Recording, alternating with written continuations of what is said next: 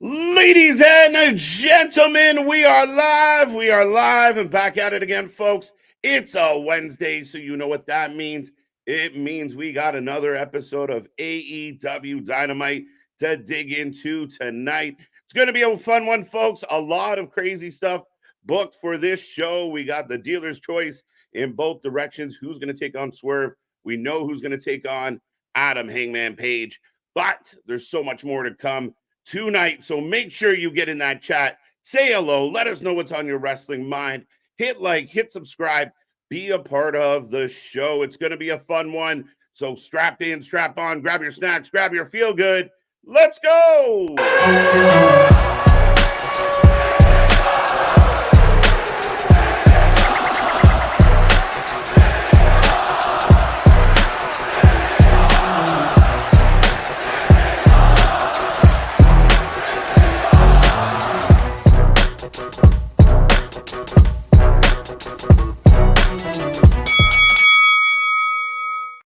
Ding, ding, ding. We're back at it again, folks. Like I said, we are the Wrestling for Life Network, and we are ready for AEW Dynamite tonight. It's going to be a fun one. As always, we are your alternative commentary to all the wrestling. We are the channel that just watches more live wrestling than anyone else out there, and we just do it on a little bit of a higher level. So we thank you for returning. We thank you for coming back. If it's your first time, like I said, make sure you hit subscribe while you hang out with us tonight.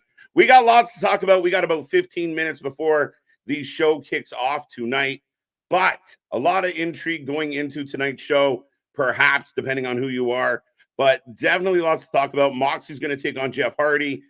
Hangman, like I said, is going to take on Big Teo Leon from the embassy. So that is who Swerve has picked. Lots of rumors. Is it going to be RVD taking on Hangman, or taking on Swerve tonight?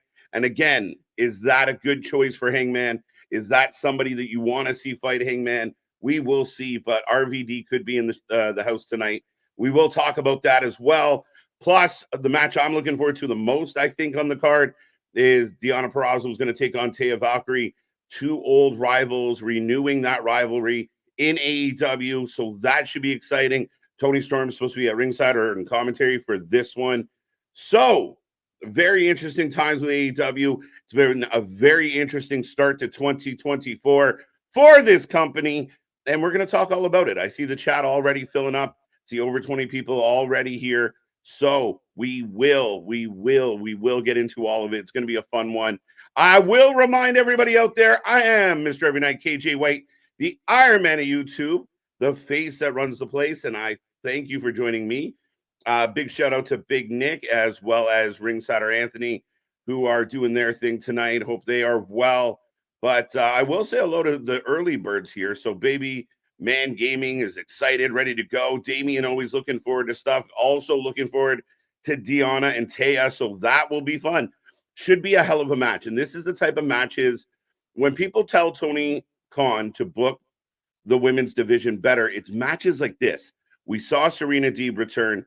We have Deonna Purrazzo now. Taya Valkyrie's in the mix, but it's quality wrestling matches. It's not just putting women in the ring with no story, no angle, no reason. But my only concern with this match is Deonna's probably going to go over as she's challenging Tony or heading towards challenging Tony. I hope Taya Valkyrie does not get lost in the mix. I kind of liked what they did the other night. Her and Johnny hanging out together, working. Of course, their behind-the-scenes relationship. Coming to the forefront of TV. But I thought it was a good look, a good attitude. Taya Valkyrie is a hell of a wrestler. I know in the past she's taken heat from AEW faithful, but I think that's misguided. And again, their opportunity to highlight the women's division, give them enough time to really put on a good match, put on a good show. And this continues to build to what I assume will be a match at Revolution. So, yeah, I'm with you, Damien. I'm looking forward to that. Christoph, cheers. Hope you're doing well. TK has announced a dream match. Whose dream? On Collision as Hichi Sero versus Bryan Danielson. Yeah, we did see recently that they announced that they're going to be doing more work with CMLL. And again, I'm a big fan of AAA CMLL as well. I'm a big fan of Lucha, the Lucha Libre style. And I don't know. I'm not, Danielson fought Nagato last weekend. I don't know if this helps. Why can't we get Danielson into something that matters, something of substance? Him doing these one-off dream matches, all right, great, I think, but whose dream match is this? Who was at home thinking, man, one day if Ryan could just take on Chichichichu, yeah, I did that on purpose, but whose dream match is this? Like, I don't know. And again, am I excited about it? Not really. I'd like to see Danielson doing something of value. Can Danielson not be in the title picture? Can Danielson not go after the TNT title, the IC title?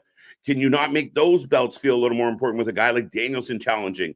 Is there any story, any angle? Like, Danielson came out in the fall and said basically he's got about a year left of his in-ring, his full-time in-ring participation. Are we going to get this for the next 5, 6, 7 months on AEW Dynamite and Collision of just random matches for Danielson where Danielson handpicks random opponents and we run through that? I don't know. I don't know how much excitement is being generated. If you're trying to build an audience, if you're trying to grow the AEW fan base, does this match do it for you? And if you're listening to me right now and you think, yeah, I'm pumped for this, let me know. But it doesn't do much for me. I think Bryan Danielson's one of the best wrestlers of our generation or of this generation. And I really wish there was more here, more substance. I mean, even with the Moxley-Jeff Hardy match, we saw Jeff Hardy taken out last week in a random match. Now this match comes out of left field. Where's it going? Are we building up to a heel Jeff Hardy? Is there something more to this? I don't know. But there just seems to be a lack of rhyme and reason to what we're doing. And Tony Khan said he wants to bring back the ranking system. Great. But does that mean just for the now moving forward, there's going to be no rhyme or reason to any of these matches? They're just going to be put together like any old league of like, well, it was your turn to fight them. And, you put an emphasis on the record, but no story, nothing to give a shit about with this booking. And I think that's my biggest concern with what we're seeing here, Damian. But we will talk more about it and we'll see how it goes. See Money, good to see you. Looking forward to playing FIFA while listening to you suffer. All right, See Money. Well, at least you're listening to us. As we always say, the wrestling might suck. We never do. So it's going to be a fun one. Either way, we're going to have a good time. Just like last night, it was a bit of a clustery nougat, and we made the best of it. So it is what it is. I'm hoping I walk into every Wednesday here with you guys optimistic and excited that this is going to be a good show. I would argue that the beginning of 2024 has not gone well for Tony Khan. People are going to fight me on that, but I think we've had 3 Dynamites this year, and yet is any of them memorable? Has anything happened on any of these Dynamites that were like, come December, we'll still be talking about it? I don't know. But I am optimistic. I am hopeful for that to come, to come to fruition, to have Tony Khan figure this out, get his shit together, organize this, put it in a good place. But time will tell. Swerve Strickland won't find out who he faces until he gets into the ring tonight. Here's my question about that, Damian. Why is that not the same for both competitors? Why do we already know who Page is going to fight? Right? Why not surprise us both? Even if it is just going to be a member of the Mogul Embassy, why not treat both the same? I said this last week when it came to Page and Swerve, where Joe was at ringside for Page's match, but not for Swerve's. I want consistency. Consistency is king sometimes.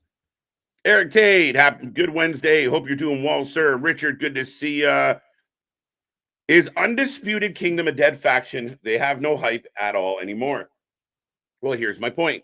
So a very great question. I appreciate this question a lot. We've talked a lot about this here on the channel. The problem with the Undisputed Kingdom is it feels like it's just irrelevant until MJF returns. And if that's the case, I mean, it's hard to give a shit. What should be happening right now is Tony should be building up this faction as badasses. They should be picking on baby faces. They should be getting heat week in and week out. They should be getting heat, picking fights. Being the Ring of Honor champions doesn't mean anything to me. I wish they were just the AEW tag team champions. I think that would be more valid, give them more validity. But coming out of World's End, it was just dust. Like people argued how great the the double storyline was, and there was mixed reviews on that. But if that was your big storyline, you make your big payoff on your final pay-per-view, the last thing you do in 2023 is reveal that Adam Cole is the devil.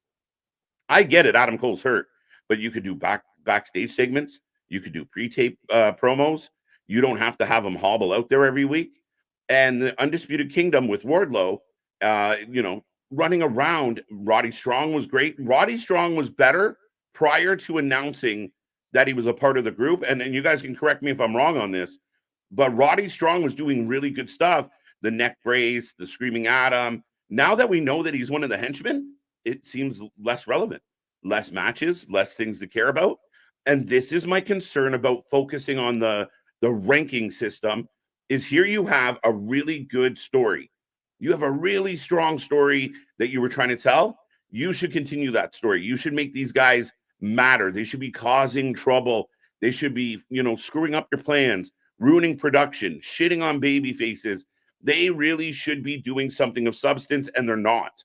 And to me, that is a bit of a concern. WWE 2K24 looks great. Of course it does. It always is. So, well, I mean, not always, but 9 times out of 10, they do pretty good. Richard, good to see you. Eric Tate, I think I already said hi to you. Does Dynamite card look weak? I would argue the last few weeks on paper hasn't been the most exciting cards on paper. When you look down and go, okay, these are the matches we're getting, they're again, I think it's a lack of substance. It's a lack of reason to tune in and care. And I know there is shills out there that are going to love everything this company does. I want more. I want to look at the card and go, man, I can't wait till Wednesday because this shit is about to go down. And I'm not getting a lot of that. Daniel Price, good to see you. Good to see you. Damien already said hi. TJ, how you doing? How you doing? Brother Fluff Salisbury, good to see you. Good to see you. There you go. Sonny, here's a thought. What if TKO sells WWE to Eric Bischoff or another promotion? Well, in what funny world would that happen, my guy? Not that Eric Bischoff is looking to sell it. And being that TKO just paid a small fortune for it, I don't understand where that thought would come from. Smile Mark, always a pleasure. How you doing? How you doing? AEW is just putting on house shoes. You gotta put on your house shoes. Make sure you don't trop dirt through the house. No, but the house shows for sure. Not episodic storylines, just a circus of wrestling. Yeah, and I think that's a fair criticism. And again, you can bring back the ranking system and do something with it, right? You could make the rankings intriguing.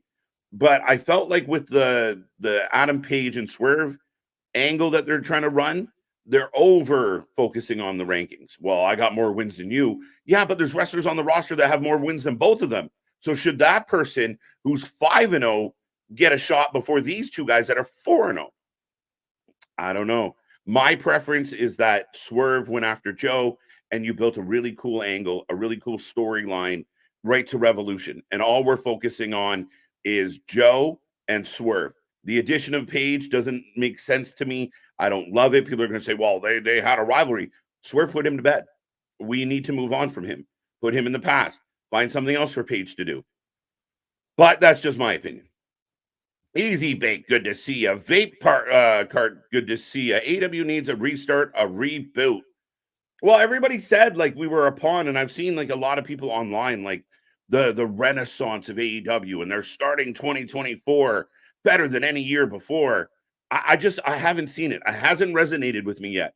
And I want to, guys. I show up and watch Wednesdays with you guys every single week. And I am begging, I am hoping for I want to be, I want to explode. I want to be excited. I want to go back to the days where every week, AEW was the mix for the best wrestling show of the week. And I feel like it's been a while since that's been the case. Some would argue that TNA is doing a better job right now.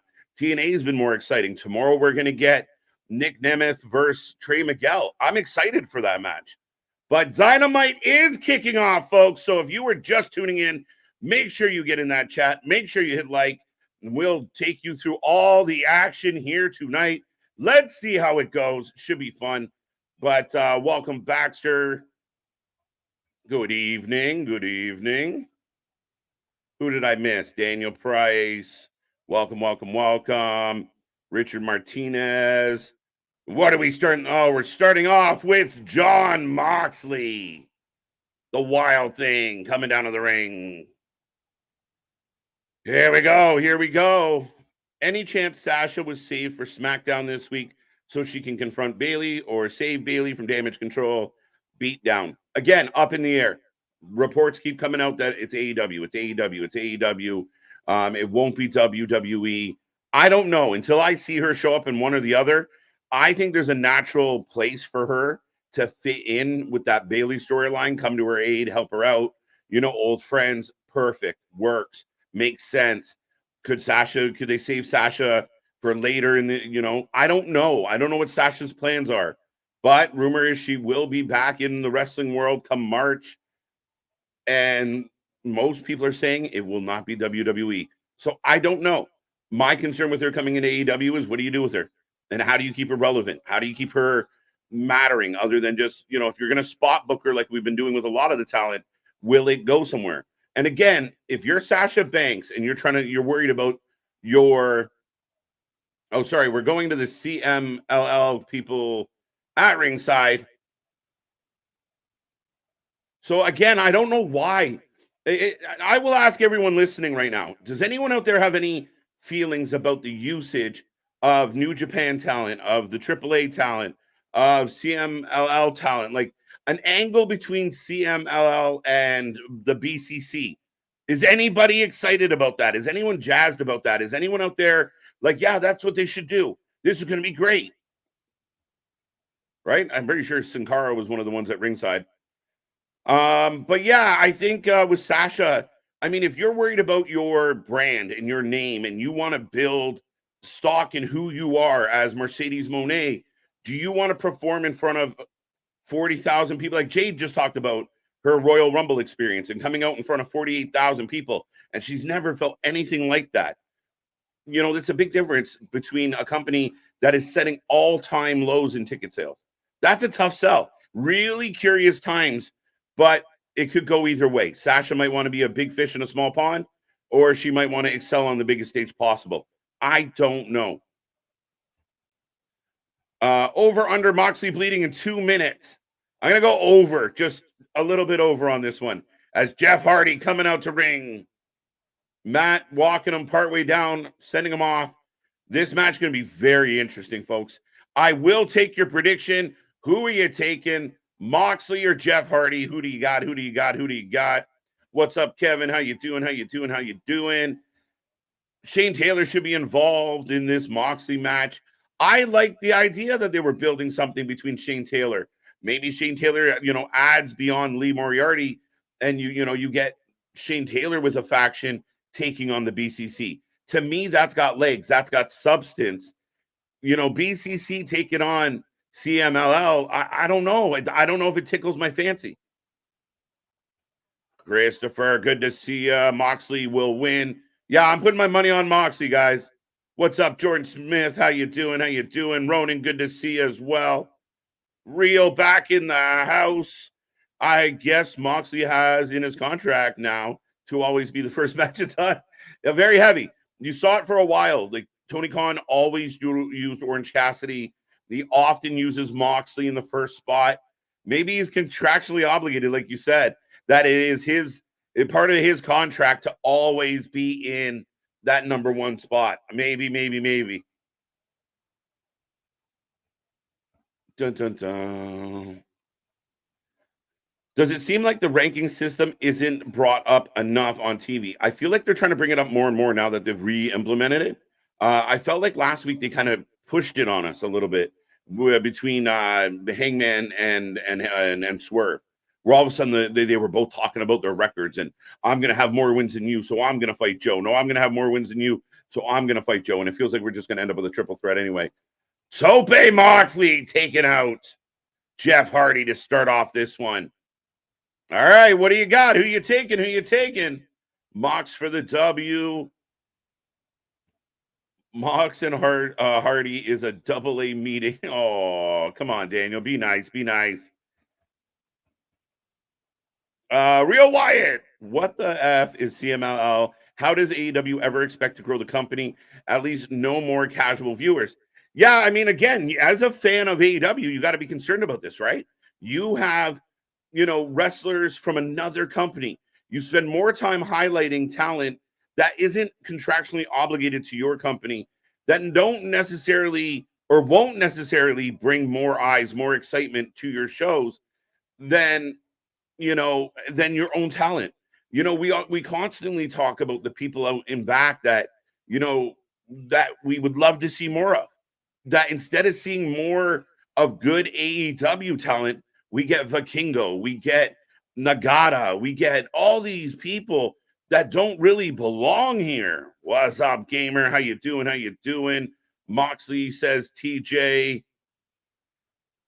What does Real say? Moxley wants to get in and get out of the arena as quick as possible. So apparently it is alcohol-free beer. So listen, I don't want to smash the man for his demons. We all got our demons. I'll be nice to him, but apparently he wants to get in and out. Like, I'm gonna fight first, and I'm gonna go home, even though he's probably got to wait in the car for Renee to finish up. Moxley into a unique STF kind of move. Well, that was new and exciting from Moxley. Moxley for the W. Moxley wins. Anybody taking Jeff Hardy? Love Jeff, but gotta go with Moxley. Fair enough, Gordon. Good to see you. Welcome, welcome, welcome. When do you think we will see AEW debut of Willow? It feels like sooner than later, Wesley. I feel like this is all of a sudden we saw or we talked about the rumor, the Twitter comments from Matt and Jeff Hardy complaining about their booking. Always back body drop by Jeff, always being booked on Rampage, always being booked on Rampage. So Tony being Tony, next thing you know, here comes Jeff Hardy on Dynamite. We get him a couple more weeks in a row, but it does feel like they're building towards he's just going to keep losing, and then he's going to go into Willow mode. Interesting, maybe. I don't know, man. But good to see you, Wesley. Gordon, thank you. Dun, dun, dun. Christopher, I think the rankings should be more of a power ranking system and not necessarily focus on records. Again, like I said, the problem with the ranking system, as Wardlow's going to fight Commander tonight. Sit-down interview between Sting and... See, I get confused by all of this shit. But yeah, Commander taking on Wardlow. Why? Anybody? Now, sit-down interview between the tag team champions, Ricky Starks and Big Bill, who unfortunately are probably going to lose these tag titles very soon to Sting and Darby. Yeah, a sit-down interview when, again, you kind of brought the Young Bucks into the mix, which complicates it and muckies up the water. But it is what it is. I'm just being picky at this point. But we are back on the outside. Moxley's been in control for the vast majority of this match. Like to build up and present the homegrown like they did when they first started. Yeah, let's go back to that. When MJF was a relative unknown, unless you knew of MLW and some of the indies, you didn't know who MJF was. You had talent, like even in Orange Cassidy, you didn't really know who he was on a grand scale. And you were booking those guys. You were getting, oh, look, now CMLL talent getting in a pushing match with Mox. And again, I don't care. I really don't care. As Jeff Hardy trying to pull him back in from the crowd. Is anybody out there jazzed out the idea of Moxley taking on, or the BCC taking on members of CMLL from Mexico? TK has a big announcement next week on AEW, KJ. Uh-oh. Does he really? We'll find out. Khan only sees Wardlow as a heavy, a bodyguard, and a pretty boy talent, so he only gets squash matches.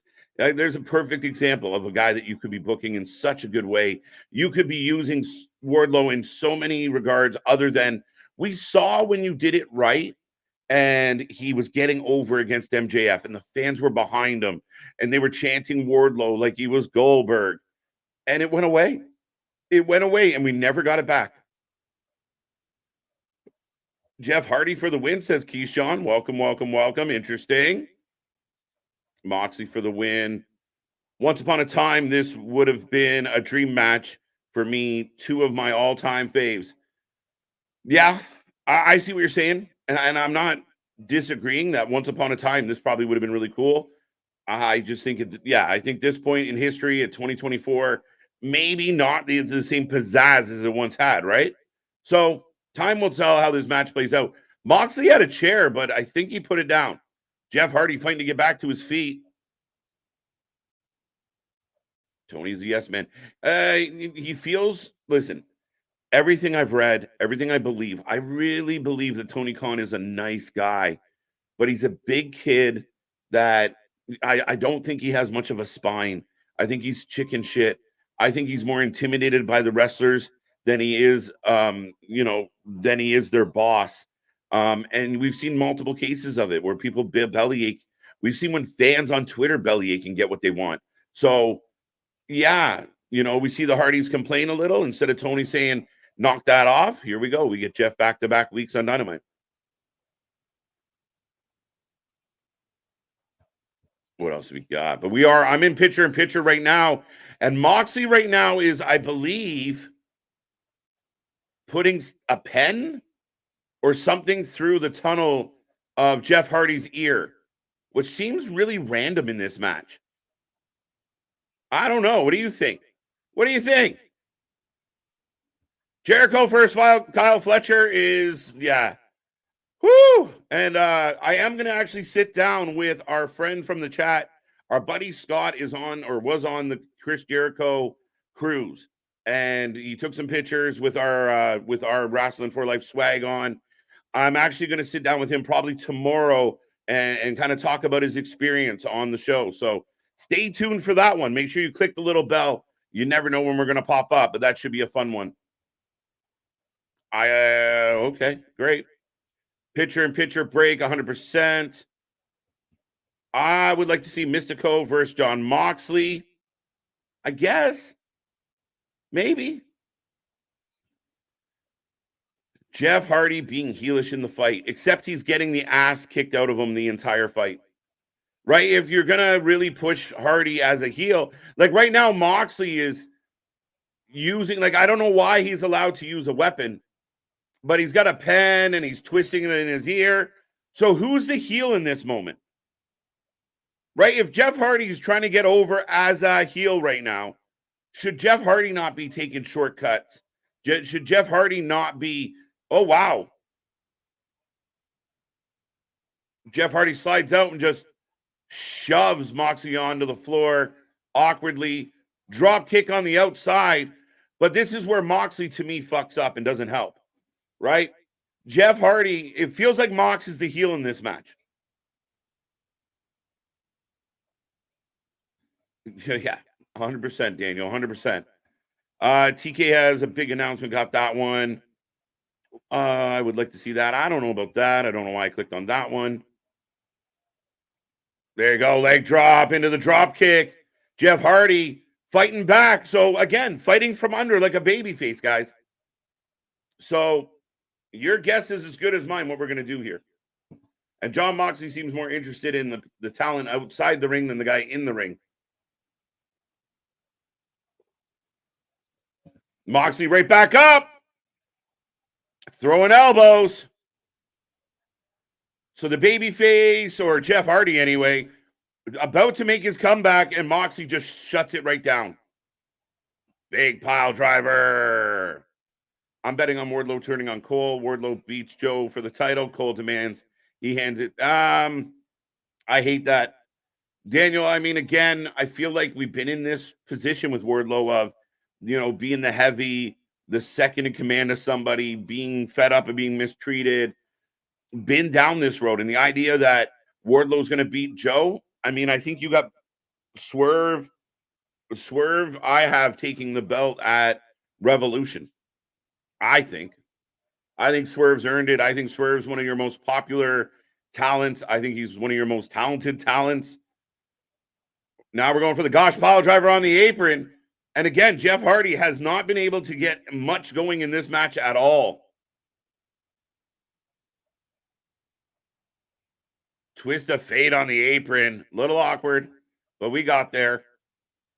It's different. I don't mind CMLL involvement. Just make people care who these luchas are for those uneducated on CML. Fair enough. Fair enough. I mean, but do you not feel like I could be giving TV time to in-house talent over these guys? Whisper in the wind from the top. We got a 2 count, and the crowd's into it. They counted right along. The big announcement is going to be that there's going to be a Giant the following Wednesday. All right. The big announcement is Mercedes Moné or Okada. Well, let's talk about Okada. Drop kick in the chest. Both men down. Hi, KJ. The rules for this match have been relaxed, according to AEW CEO Tony Khan. Excalibur is not referring to TK as CEO Tony Khan. And yes, CEO Tony Khan has a big announcement next week. All right. So let's make some predictions on what our big announcement is going to be next week. We'll find out what that is. But yeah, why would you relax the rules on a particular match? Weird. Big superplex, both men down. And we're getting AEW chants. I don't know. I think I'm crazy some days. Jericho versus Kyle Fletcher. I hate it. Again, a good young talent. Jericho and Callis. Jericho versus Callis has not worked. Has not been good. I really don't care for it anymore. I bet you Chris Jericho is the main event tonight. That would make me sick to my stomach. Cutter by Moxley. Swerve going to face Keith Lee. I don't want him to. I think Swerve needs to move past Keith Lee. It's already done. Go away. Oh, Russian leg sweep. What is happening here? There we go. Into the pin. 2 count, 2 count, 2 count. Ugh. The fans are chanting like this is like an amazing match. Struggling. I remember at the beginning, the company was built on guys like MJF, Sammy, Jungle Boy, Ricky Starks, Orange Cassidy, Britt Baker, Darby Allin, Luchasaurus, Jade. Real, you're right. That's, again, as a fan who's watched every minute of this show, that's what I'm struggling with right now is I don't care about CMLL. I don't care about AAA. I don't care about, the having all these Ring of Honor belts. I just want to get back to use what got you here. As Moxley going into the choke. Moxley sells fuck and all. A heel match. Is this a heel match? Not really. It's weird. And it's over. As Moxley chokes. Again, a bit of a flat finish, but the match is over. The fans in the building seem to love the match. But, yeah.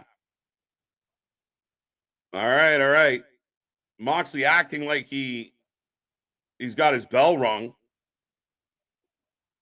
But Jeff Hardy barely got any offense in that match. But Jeff Hardy loses again, and this time emphatically as he gets choked out. Cool. Ask him if Jericho made... I'm not going there. What's up, Richie? How you doing? I have no idea why this match is happening. I'll be 100% honest with you. And again, I want to be into it. I want to be excited. To me, the match was just... It didn't make a lot of sense. And Moxley matches aren't exciting for me. I know the fans in the building, all 1,900 of them, are chanting Moxley, or AEW. But come on, I mean, and then Moxley goes for the handshake. Like, how do you take a pen, stick it in a man's ear, twist it around mid-match, treat him like garbage, and then you're shocked that he flips you the bird. But that's the heel move here. It doesn't quite make sense. Does the Callis Jericho feud never feel never ending? And is Sammy hurt again? I rumor is Sammy might be hurt. The Don Callis Jericho feud sucks.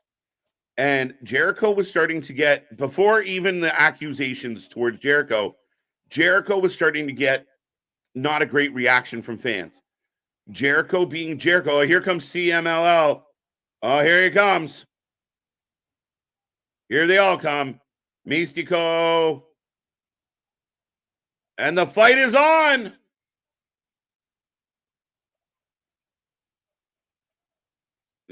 Yeah, Nazaro. Anybody want to tell me who the third man in the match is? And I guess the BCC are not present tonight. 1-0, 1-0. Moxley did win. If you were just tuning in, John Moxley won the opening match tonight. Matt Sydal? This gets even more confusing. So John Moxley gets jumped by talent from CMLL, and Mac Daddy, Christopher Daniels, Matt Sydal, and Angelo Parker saved the day. Yet Moxley's in a faction, and if their faction wasn't there, let Moxley just take the beat down. You don't want other people involved. Thank you, Wyatt. Thank you. Up next, Hangman and Deonna. All right, folks. So I will start taking your predictions as we go into commercial break. I will remind everyone out there, we are back tomorrow for TNA Impact. Ringsider Anthony will be joining us to get into another episode of that. Like I said, Dolph Ziggler, Nick Nemeth is going to take on Trey Miguel.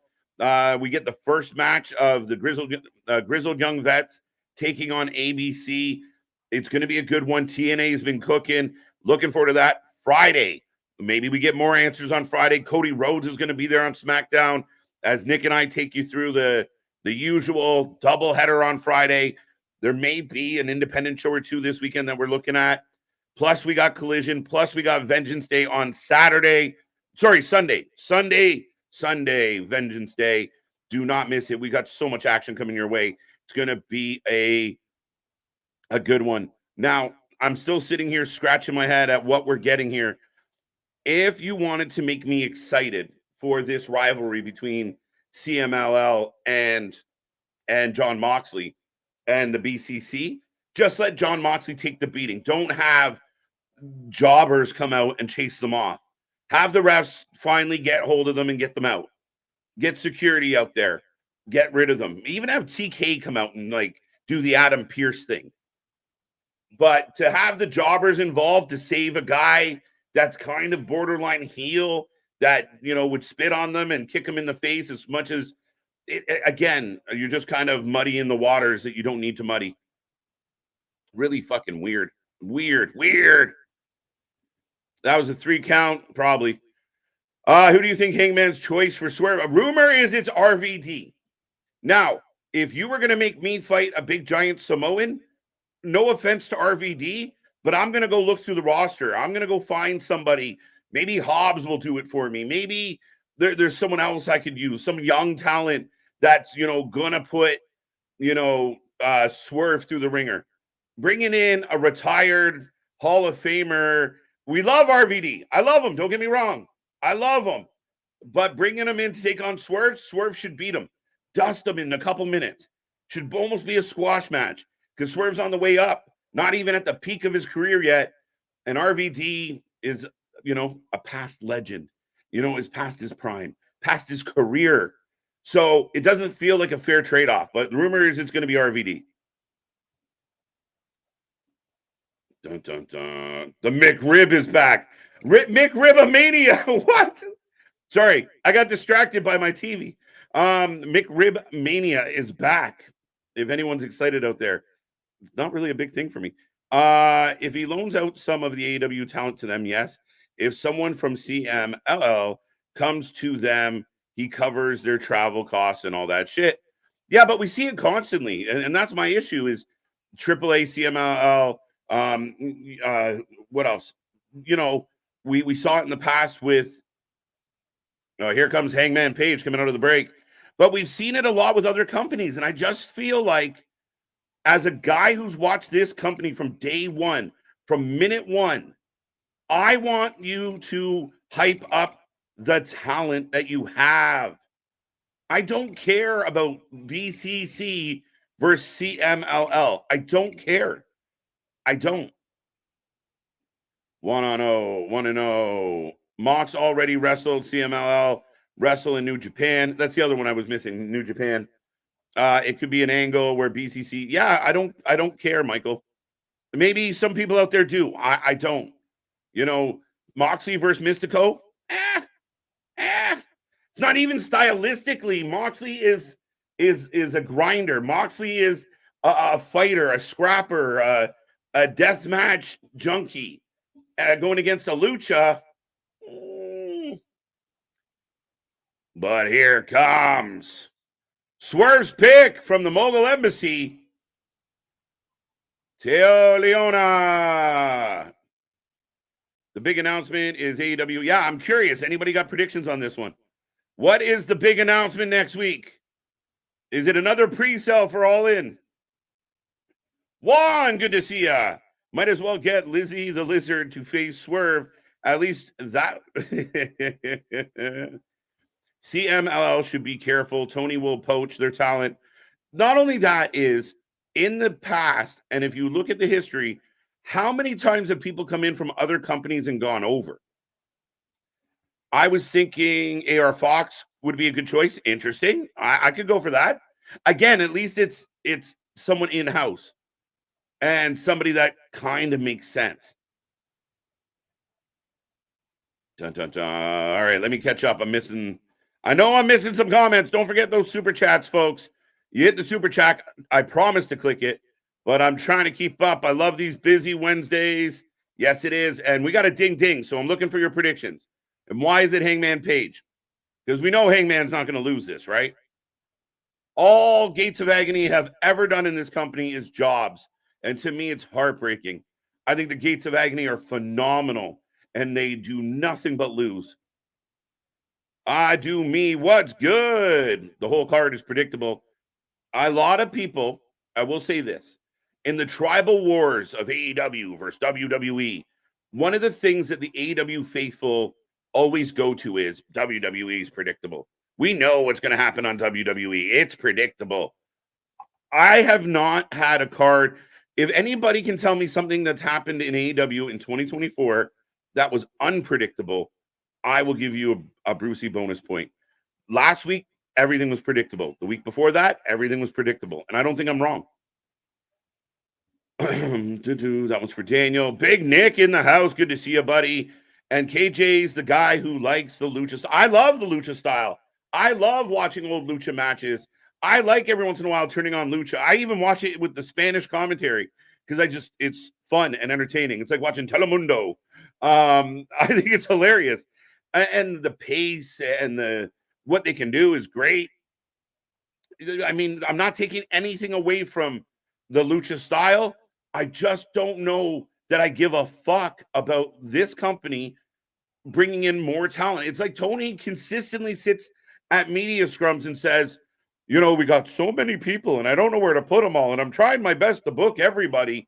But next week, Vikingo will take on John Moxley or, you know, whoever, you know, Nagata will take on Bryan Danielson.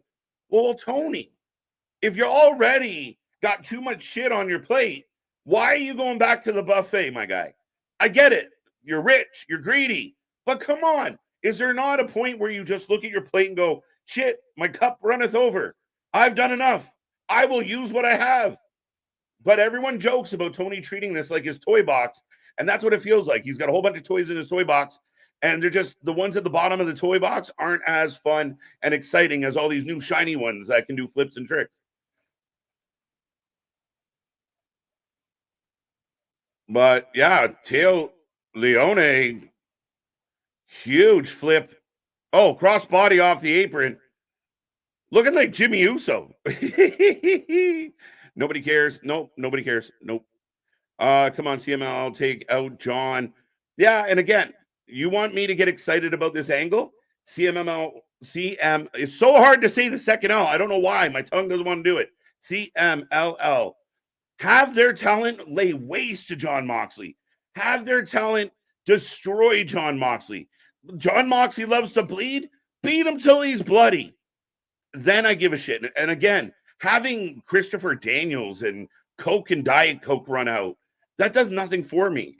That was a low blow. Hey, Aubrey, time out. Aubrey, you're not allowed to hit the man in the junk. Wow. Hangman misses clothesline and gets pounced on and over. Adam Page looking like Jonah in the Royal Rumble. Woo! Are they just drawing names out of a hat? Yeah. Mm-hmm. I guess the theory is, and I don't work for AEW, as you guys know, I work here.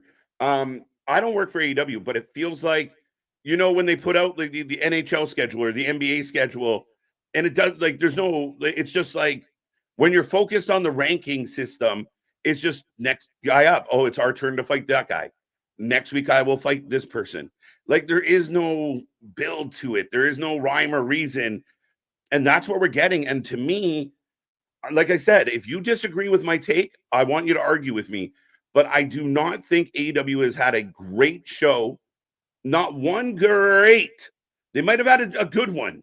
They have not had a single great Dynamite in 2024. Prove me wrong. I think it's more of the fact that more in picture, by the way. They knew Stanford. That was one of the Mr. Blade jobs, CCW, indie guy, no selling everything. And they are thinking, nope, see ya. Yeah, I'll take that. What's up, Mike? How you doing? Mil Mascaris. Scissoring and bang bang is very civil and wholesome. Very, for the children. For the children. You can sit there and I don't even want to keep going. Teo has been wrestling here for a while. The Gates of Agony have been here for a hot minute, and yeah, they've been two-time Ring of Honor Trios champions. But in its company that's lacking a tag team division, I feel like the Gates of Agony, the Butcher and the Blade, even if you want to do a tag team amongst the House of Black, FTR, they are being complete. Like, there is no tag team division. And every time you see the Gates of Agony, you know they're doing a job. And people shit on the other company for doing stuff like this. Why are the Gates of Agony not being booked? They lost to Darby and Nick Wayne when they used toothpicks bigger than Darby and Nick Wayne. Right? Like, am I crazy? Maybe. JV from NJ. If she can't feel the pain, then it's not fair enough. Yeah, you're not supposed to be able to kick the man in the junk, even if you're just sticking your feet up and he lands on it. In my day, it was a DQ. Starting to sound like Cornette here. Where were we? Yeah, we are in picture right now. Hangman's in the corner, and I'm more intrigued by Montana's. To be 100% honest with you, they should trade Wheeler Yuta for two mask guys. There you go. Like I said, I've been saying this. I beat this drum every Wednesday. I feel like a broken record, but they have good young talent in Daniel Garcia, Wheeler Yuta, Dante Martin, that if they have so much, they could make Ring of Honor awesome, and they just don't do it. Hornswoggle could have defended Mox better. Yeah, exactly. I'll take that. First, we get the NWA invading of WWF, then WCW, ECW invading WWE. Now we've got CMLL invading AEW. Not so much an invasion when they're like, yeah, it kind of felt like they were trying to give us that Renegades vibe. Do you remember when the Renegades first showed up in WWE and they all sat front row and it somehow led to a fist fight? You got you got the boys like Saturn and Malenko jumping over the railing. That's kind of what this felt like, except, yeah, again, you got jobber nobodies coming out to save Moxley. It makes no sense. right? The commentary says, well, BCC's not here tonight. So then let Moxley take a whooping. Therefore, you're like, oh shit, this is kind of cool. Instead of a standoff. Oh. Leone missing the senton on the apron.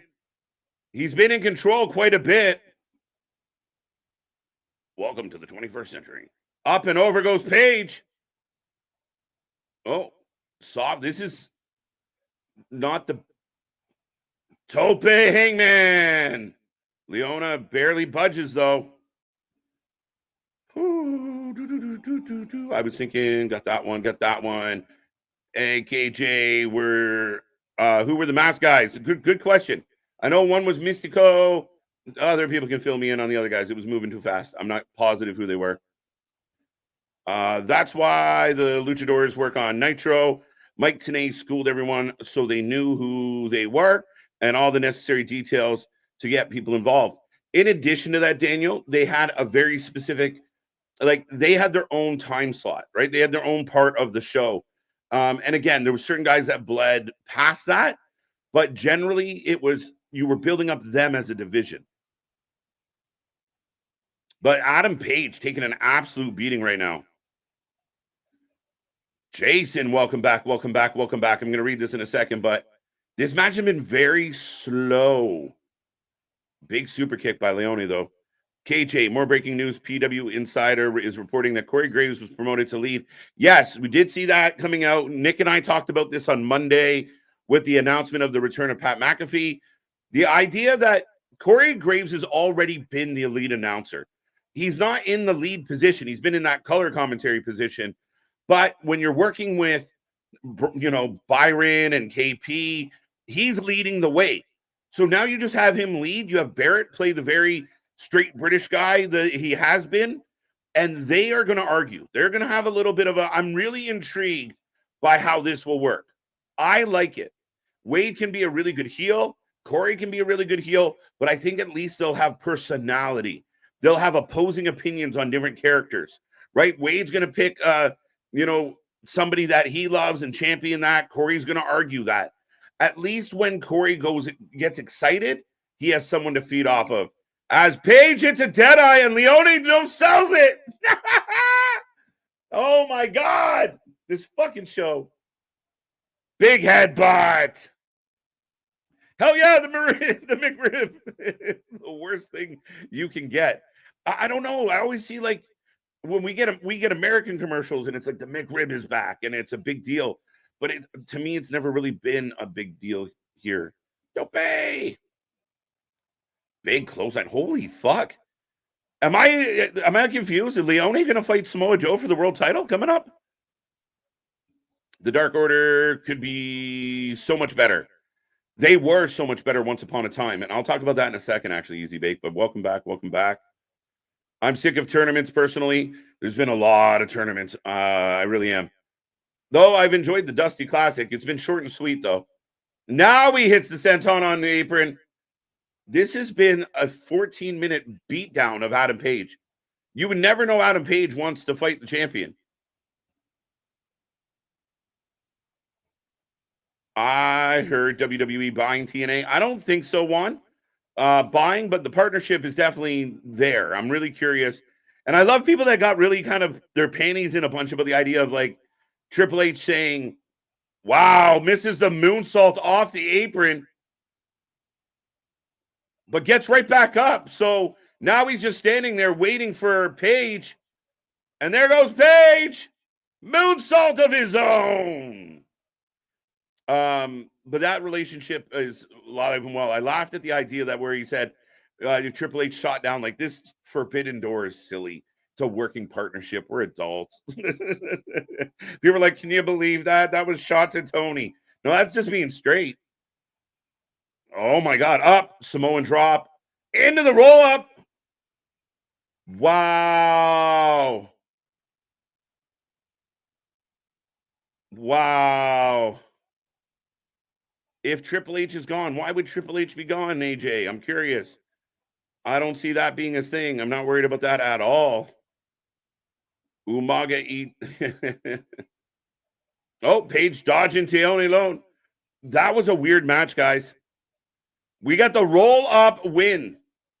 The king of sandbaggers versus the king of botches. Conan is AAA, and he doesn't own it. Yeah, he does not own it, but he's very big over there. This is very interesting, folks. Adam Page picks up the win on the backslide. I think I said hello to you. Jobber Embassy, 100%. At no point in that match did you let Adam Page look like a badass. At no point in that match did you make Adam Page look like a contender for the world title, in my humble opinion.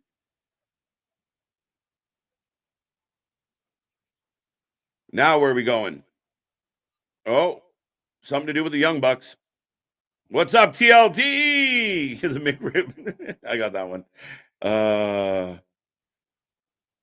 Yeah, I can't really poach guys, but I mean, we've seen them try and pull guys in. I understand the concept, but yeah, again, they're not too worried about it. And a good way to sour relationships. So they show up in their limo. Now they're in pink and black.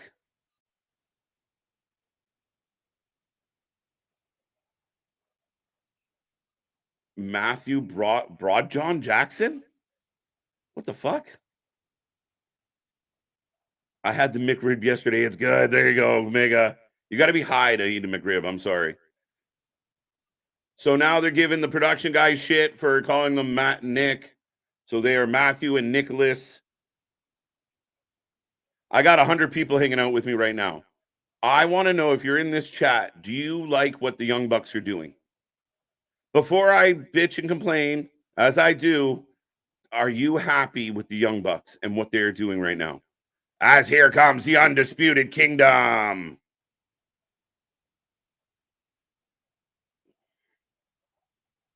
Dun, dun, dun, dun, dun, dun, dun, dun, dun. Hangman has always proven he is dumb as he looks. Again, I think here's my criticism. And again, I do not work for AEW, as you guys know. Clearly, I'm hanging out with y'all. But if I want to build up a baby face, and I want people to believe in that baby face, yes, you take a beating. Think of all the times you saw Shawn Michaels and guys like that. And, we've seen it with Cody and Brock. The baby face takes a beating. But then the baby face needs his moment to shine. The baby face needs to get over. He basically just got a fluke roll-up win on a guy that never wins in this company. He barely beat this guy. How are you going to beat the leader of the organization if you barely got by one of his henchmen? The Bucks suck. Now in the chat, there you go. Now trending in the chat, hashtag McRib is back. I just thought it was so funny. And here comes more Lucha. So it's becoming like AEW Lucha Underground. No, the Bucks need to just wrestle. They need to do something. Get in the ring. Yeah, give us a match. If you have a straight up tag team match with the Bucks and they kind of cheat to win and they're being assholes, it could work. But this whole we are EVP, it feels like bad acting. I feel like I'm watching a shitty episode of Degrassi Junior High. Roll up pin. Yeah. What did that do for anybody in this match? That is my point, Chair, is that nobody really got over there. Leona looks like, he looks like a badass. He kicked the shit out of Page for 15 minutes and then got backslid. Oops. So, yeah, I struggle. And again, Page never really shined, never got a moment to shine. It's the same thing with Jeff Hardy, right? Like, you had Hangman, you had Moxley cheating. You had Moxley using a pen on his ear. Moxley got all the heat and no comeback for Hardy and then got choked out. You're not building people up out of these matches. Yeah, I agree, Mark. I agree. Fightful fans, fantasizing. Yeah, easy for me to say. Nothing is remotely confirmed. All right. KJ, I want you to take a second before your answer. Really analyze this. At this point, Tony Khan can use a guy like Vince Russo and he has nothing to lose. Yes or no? JV, I do have to take a second. The knee-jerk reaction, JV, is fuck no, are you crazy? But at this juncture, what harm could Vince do? The one thing that Vince Russo at least knows how to do is put shit on TV that people are going to talk about. Yeah, if you can stop him from going crazy, stop him from putting everything on a poll, maybe. But shit, I mean, Vince Russo's got more experience than Tony Khan. It might make for more entertaining TV than we're getting. But I don't know if Russo is the answer. But it couldn't get any worse. It can't. This is very flat, very predictable, very flat. Oh, by the way, Commander, yeah. If you guys want to give me a prediction. Yes, 100%. No, Young Bucks should be fine for looking like jackasses. Yeah, I just don't like the angle. I really don't like we're Matthew and we're Nicholas. It's just not working for me. It's not resonating. It's very, again, it feels like community theater. Intolerable, yeah. Go away, Heat. Not like we're gonna boo these guys. They are great heels. Literally, like, please just stay off my TV. Please, pretty please. I hope the young bungholes should keep doing the same shit they're doing and bum more of. Yeah, that's all this feels. Yeah, see, money, you're not wrong. It definitely feels like a cash grab.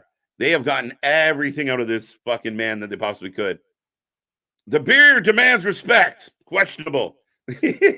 Not just my answer being questionable, but questionable making the comment. There you go. Good to see you, questionable. Welcome to the stream. Knoxville. Will there be a good match on tonight's show? So far, not. I hope so. But again, this is another nothing match.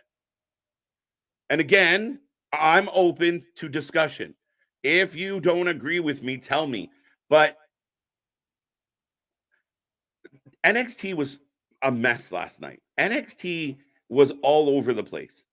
But at no point was I bored or thought, right? It was chaos. It was stupidity. It was silliness. I wasn't my favorite episode of NXT, but I was more entertained in the first hour of NXT than I have been with the two matches I got so far.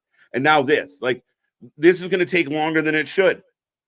Commander Hurricane Rana, Wardlow going into the stairs, kind of.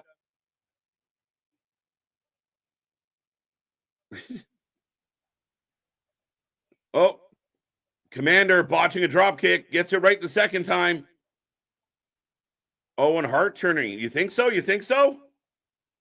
That'd be interesting, bringing back the Owen Hart. Oh my God, that was the weirdest shit right there. Another low blow. I think he kicked the rope, kind of. I don't know. That was a weird spot. Commander walking the ropes into him. Shotgun drop kick, missile drop kick. And again, you got big giant Wardlow struggling with 110-pound Commander. The fans seem to like it, though. And oh my God. Yo, watch the replay of that spot. Commander, they'll give us a replay of that spot. Commander lands on the face and throat of Wardlow. And now Wardlow grabs him out of the air, says enough of this shit. And there it is. The swinging power slam. What stories are being developed tonight? The CMLL invasion. I don't know why my tongue does not want to do LL Cool J. Like, what the fuck? The crowd has died. Even though in the first match, when we were getting those AEW chants, like I was watching an epic match, I didn't get it. I didn't understand why the crowd was into it. But up goes Commander, and they botch. Oh, yeah, something's wrong with Wardlow, guys. Wardlow just dropped Commander, and he's hobbling. What a fucking mess of a match. Yeah, Wardlow seems upset. Like, giving us one of those, like, legitimate fuck. You might have to give Wardlow your wheelchair, Adam. And the Undisputed Kingdom have become awful. Why does Tony jobber out all the meatheads in AEW? I don't know. I don't know. Maybe because Tony's a little guy and he's like reliving his bully fantasies of like, if I was a little guy, I would take on all these big guys. I don't know. Yeah, landed on his neck and face. That was not good. That match was full of botches. Even the ending was botched. And here comes OC and the best friends. Wardlow wins, we all lose. AJ, pop me with that one. That's good. Facts. 3-0. He looks legit hurt. Like he looked bothered. Maybe he just tweaked it, but he definitely, it didn't feel like he was selling a knee. It wouldn't make sense. There was nothing to make you believe he was selling his knee. And he just dropped Commander and he didn't even pick him back up to do it again. And he, boo. OC and the best friends. Not even the best friends. It's so weird. Where's Chuck? Some weeks it's Chuck Taylor. Some weeks it's Rocky Ramiro. It's like the moving parts.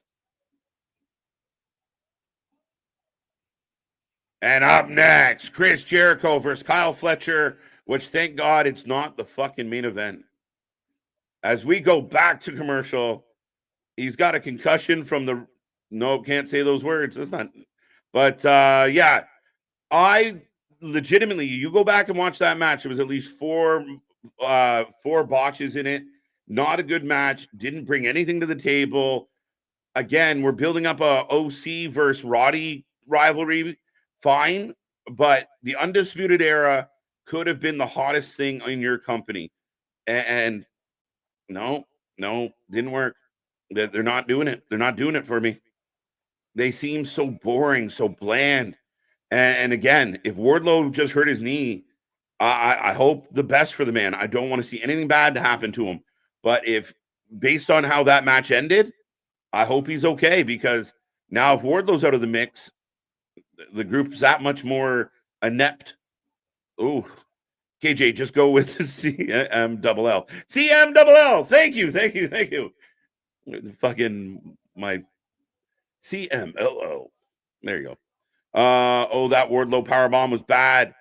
The powerbomb spot was bad. The low blow spot was bad. The twisting, whatever the fuck, off the top was bad. He legit landed on that man's face. Like, oof. Yeah, Wardlow was noticeably limping. Even at the when Orange Cassidy and group came out, Wardlow rolled out of the ring. He didn't stay in there. Gotta love a lucha jobber injuring one of your upper mid card guys who is a main event, who is in main event angles, or could be at least. That's why, I mean, again, if you're gonna put guys in matches, make them count, make them make sense. We've seen more talent. I mean, if you count Commander as kind of a CMLL guy, or a AAA guy that's come in, we've seen a lot of lucha tonight. It's been a lucha heavy AEW Dynamite tonight. Wardlow did not look good near the end. Must be hurt. Yeah, no, the way he fell backwards and just dropped the dude. And then Wardlow sometimes, often will give us, pick him up, do another one, pick him up. He just kind of looked down and went, pin him. And the thing is, like Punk at Rumble, and Nick and I talked about this, is you watch those moments that aren't kind of part of what's happening. So he hits the powerbomb, gets the win, and then as he kind of turns away, you see him kind of go, fuck. And that's where you're like, uh-oh, did he feel something that we don't know about yet? I hope not, but it didn't look good. Commander should team with Naya. You're going to have to elaborate on why that might be a thing, my guy. What am I missing? Just the collection of botches? Is that what we're going with? We are back from commercial. We got Ricky Starks, Big Bill, Sting, and Darby. My God. If I'm right with this, guys, Remember, my prediction weeks ago was that Sting and Darby were going to go after the tag champions. Check. That happened. Now I believe they are going to win the belts. And not only are the Young Bucks going to retire Sting, they are going to win the tag titles against Sting and Darby at Revolution. The writing's on the wall. The only other way I could be wrong about this is that the Young Bucks caused Sting and Darby the title match, I guess. But even that, I don't give a fuck about. But we're going back. Do y'all remember this during the pandemic era? I like that. Okay, some history there. Some long-term storytelling in the house. Morales. First Rollins, now Wardlow getting injured to a jobber. It's unfortunate. It really is. You don't want to see anybody get injured. You didn't want to see Punk get injured. Don't want to see Rollins get injured. It affects the plans. It affects the future, the bookings, and realistically, it affects their lives.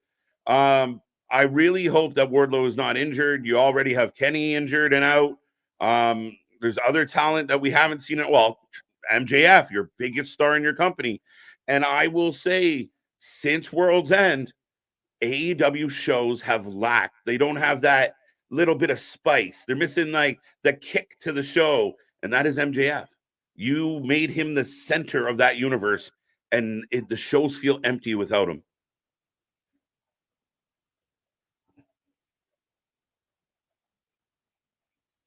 Right? That's funny. That's funny, Daniel. Oh my God. No, it's OC.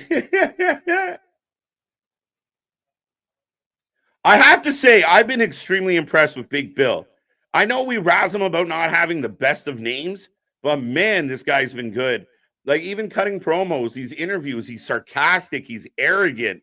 He's been good. Him and Ricky together are good. It's definitely Sean and Diesel. But next Wednesday, I have a feeling that they're dropping the belts. And I can't wait to see Ricky Starks in WWE. I can't. I think it's going to be awesome. Richard, if you mention SmackDown to me one more time, I'm going to block you. I swear to God. Yes, the SmackDown stream will be up. Unfortunately, it's not up yet, but it's coming, my friend. I know you're eager. I know you're excited, but stop reminding me. I'm getting to it. I'm only one man. Oh, yeah, no kidding. I'm not liking this strong OC feud. It just, I don't know what to say here because Strong versus OC is going to work out to be a decent match, I think. I just think it's the way it's built, right? And it's Roddy's kind of got to act like the leader of the group because Adam's at ringside in a wheelchair, but there's not a whole lot of, snap with OC, so it doesn't feel intense. Even there, they run out, the other guys run off. Oh, wow. Darby, Ricky Starks face to face. Sting calming down Darbs. Ricky's a great heel, guys. Yeah, too many people injured. It's unfortunate. It really is unfortunate. Wardlow looked like he was really hurt himself 100%. That power bomb did not go well, guys. And you figure how small is Commander. Wardlow chucked that man around no problem. That match was full of botches, full of clunkiness. And here comes Chris Jericho. AEW is the best.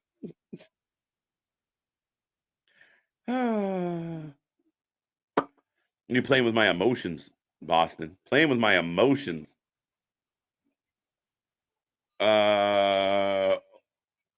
Wednesday, it's Nick's open mic. Yeah, Nick's open mic night at the coffee house. Let's go. Let's go. Big shout out to Big Nick. Big Nick actually jumped on open mic. Yeah, that's funny that you say that. Open mic podcast. So go check that out. Go give my man some love. Go give open mic some love. Oh, we are just being informed. We are sticking with the action as long as it takes tonight. So we are alluding to the need for a run over. Fans are singing away. But this Don Callis, Chris Jericho storyline has been fucking awful. And anybody wants to fight me on this one, I will listen. So Rocky Romero is a heel faction on MLW but a babyface here in AEW. Problem with wrestlers: wrong multiple promotions.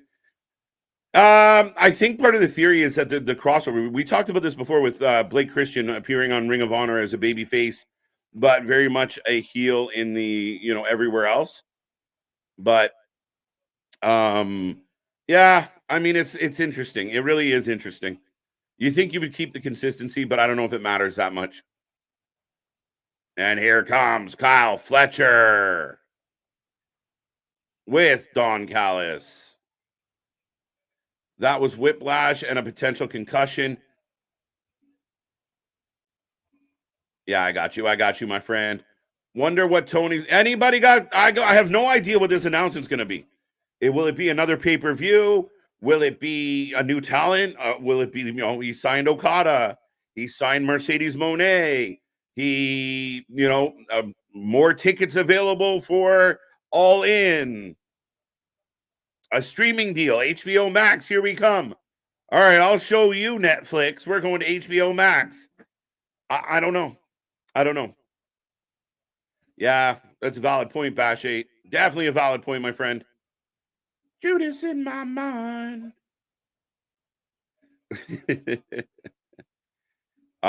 Judas is incredibly played out. Yeah, when you turn the man heel, stop playing the music. But Jericho being Jericho, Tony wouldn't let me stop playing it. Bullshit, Jericho. And we're off and running. And I can't wait to critique this shit.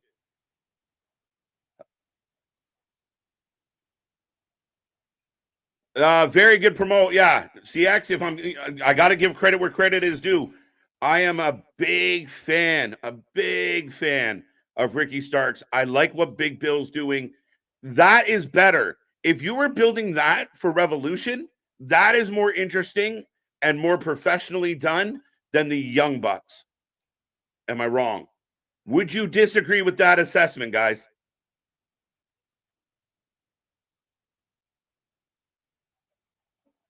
Dynamite, 3 hours. Don't do it. Don't do it. It's not worth it to risk it. Not over this shit. Springboard dropkick. Looked pretty good. I'll give him credit. As Jericho looks like he got a bit of a nick above his eye. Yep. The storm bloweth over. Almost fell. I missed that. Kyle shouting on my buddy. There you go. Big shout out to Nick.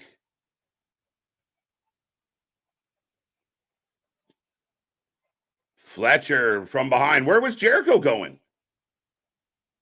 Why was the babyface leaving? Anybody? Was he chasing Callis?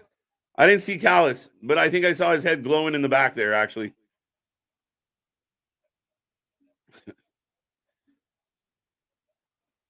I believe Ospreay is going to start appearing in March, April. Now, Ospreay should be a very big uptick if used properly in this company. Ospreay should give us a very substantial uptick in not only views but in what you're doing as a company. And I think if I was Tony Khan, I would be building towards Swerve versus Ospreay at All In main event for the belt and let them put on a fucking 10-star banger. KJ, do you think Tony Khan's huge announcement is tonight? No, apparently it's next week, Michael. I missed them talk about it. Hobbs is a manager now. Yeah, when I'm complaining about all the luchas I'm getting, why the Hobbs is one of those guys of like, give me a Hobbs match. Give Hobbs reps. The guy's going to be 5-6 years into his career and still be green. Like Jade Cargill was TBS champion for all those matches and spent 6 months training in WWE just to be able to go on TV. It's crazy to me. Yeah, 4 hours. You stop that, Michael. I have a limit. Hurricane Rana. Not bad. Hobbs up on the apron. Yeah, that was weirdly spooky on Broken. Weirdly coincidental. No, he just hangs out at ringside for with Callis and Fletcher. As we go to pitcher and pitcher. Back to the McDonald's commercials. As Callis in the little bubble is choking Jericho. Yeah, no, they're not. Nope. That's what I mean. You get out of a contract. If you're Hobbs and you leave AEW, you still need training. You still need to learn. You're green still, right? I'm a 5-year veteran of wrestling, but Jericho Callis feud started in August 2023. It's still going 100%. And again, the reason this feud started, my friends, is Jericho thought going after the guy getting more boos than anybody, the guy that was getting the Dominic Mysterio treatment in AEW, would help Jericho stay babyface, would help Jericho be over as a babyface, because people were really bored with the Jericho Appreciation Society. We were so sick of it, and this was Jericho's thing. Jericho's smart. I've never said Jericho's an idiot. He's full of himself. He has a conflated view of himself. He's a lot of things, but he's not stupid. And he looked out there and said, wow, look at all the heat Callis is getting. So if I strap my wagon to that pony, I'm going to be the most over baby face because I'm going against the most hated guy that we got. And instead, it just ruined it for everybody. I don't want to see any of this. I don't want to see Callis. I don't want to see Fletcher. I don't want to see Hobbs. I don't want to see Jericho. I don't want to see Garcia. I don't want any of this. I fucking hate it. I think it's bad. I don't think it's quality. I don't think it's real wrestling. And again, Jericho hits a Hurricane Rana. That's great. But we're doing it so slow. Kyle Fletcher's young. If you had Kyle Fletcher in this ring right now against, pick a young talent. If you have him in here with Commander, who we just saw, the match would be going click, click, click, click, click. You put him in with Jericho, and people are going to tell you, oh, I thought Jericho Fletcher was great. Yeah, but let's be real. They are fucking slowing it down. Same thing when Jericho fought Bandito. When Jericho fought Colt Cabana. It's like wrestling in fucking quicksand. Do you like the match between Chris Jericho and Takeshita February 7th? No, because it's more of this Callis bullshit. And Takeshita's a guy that could be in the upper part of this roster. Takeshita could be with Callis fucking around with big baby face. Like if Takeshita was picking on Adam Page right now, and you're trying to sell Adam Page as a baby face, and those guys have some really good matches, but Takeshita has that added heel advantage of Callis, and Page isn't fucking around with Joe and Swerve. Now you got two really solid stories that I like. Two guys, in their prime. Takeshita on the come up. As much as I criticize Page at times, that is compelling. Then you have Swerve and Joe without a third person fucking around. That is good. Jericho just makes young, good talent look worse. He doesn't help them look good. He doesn't help put them over, right? Name one person out of the Jericho Society that is better today than they were when it started. Not one. Name somebody out of the original fucking faction with Jericho that got over better. Not one. It has not happened. Jericho has buried guy after guy after guy after guy. It's unfortunate.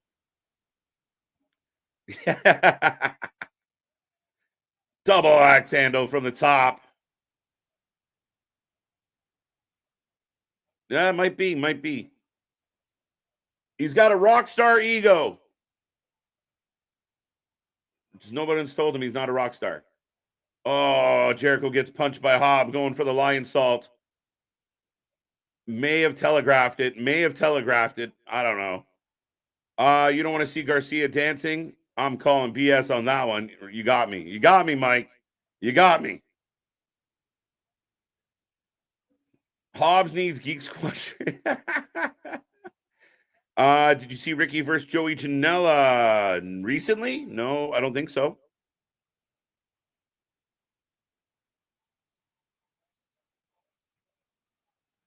I have no idea what that is. How was the first hour? I missed it. Randolph, depends who you ask. First hour was okay. A little lackluster. A little meh. We got the walls. The crowd goes crazy.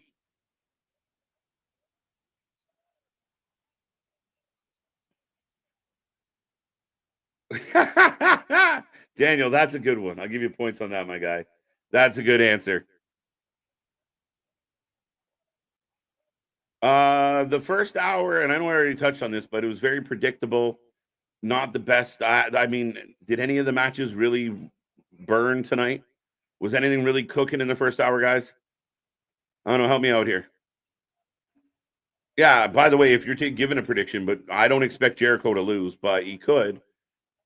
I mean, he is outnumbered by Callis and friends. And Jericho eats a super kick. Fletcher falls on him.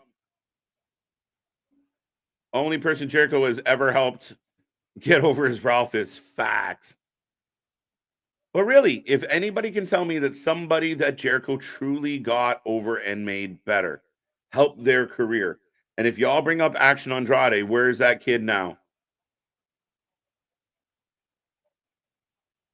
Boston, I'm not even going to click on you if you're going to be silly. I mean, Danny Garcia got his little dance. Oh, there you go. You know, you got to be more than a dance, though. Yeah, the John Travolta story starring Daniel Garcia. KJ, yes, KJ, it's the best show of the week. I'm going to let you have that. Oh, got that one. Chris Jericho for the win. Got that. Actually, no. I like Billy Elliott. He would. Fucking hell. Yeah, fair enough. That was why a lot of people have a problem with him. He complained about Hogan politicking people, yet he does the same thing. He has been, again, I didn't make up the term that clout vampire. I didn't make up that term. Every time someone catches fire, do y'all remember when Ricky Starks really started getting over? Who came walking down the ramp? Jericho. Do you remember when Eddie started getting over really big? He had that article in the whatever it was, and everybody was talking about Eddie Kingston, like the heart of this guy. Who came? Who showed up? Jericho. I can't be help but be honest. I used to listen to Jericho's podcast. I was happy when Jericho was the first ever champion, but this Jericho shit, like, look how long this fucking match is going. And people are going to tell you what a great match this was. They cooked. Jericho's great. Big kick. And the same people that will say, well, you know, CM Punk, he's 45 and out of shape. And, look at him. He out there and, he's struggling. And then they'll watch Jericho and go, Jericho's great. I don't know what's wrong with Jericho. Jericho's wonderful. As we botch really bad. Wow. We got two. But the wrestlers are having fun. It's all that matters. The next time I go to I pay money to go see a band and they suck. And they go, but we had a good time. Tell that to the audience. Oh, bad botch. I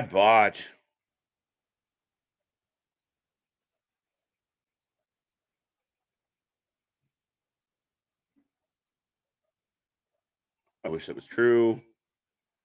This match is mediocre, also known as Meltzer 5. Meltzer will give this a 5.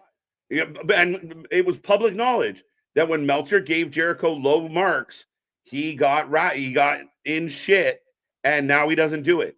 He will not give Jericho a bad mark because he legitimately got heat as a critic.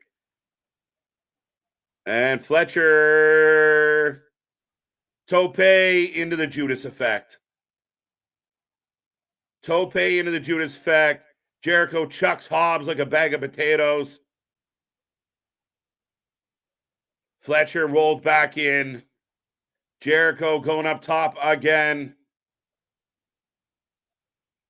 T-Dog, I watched Fozzy live. There you go. Welcome.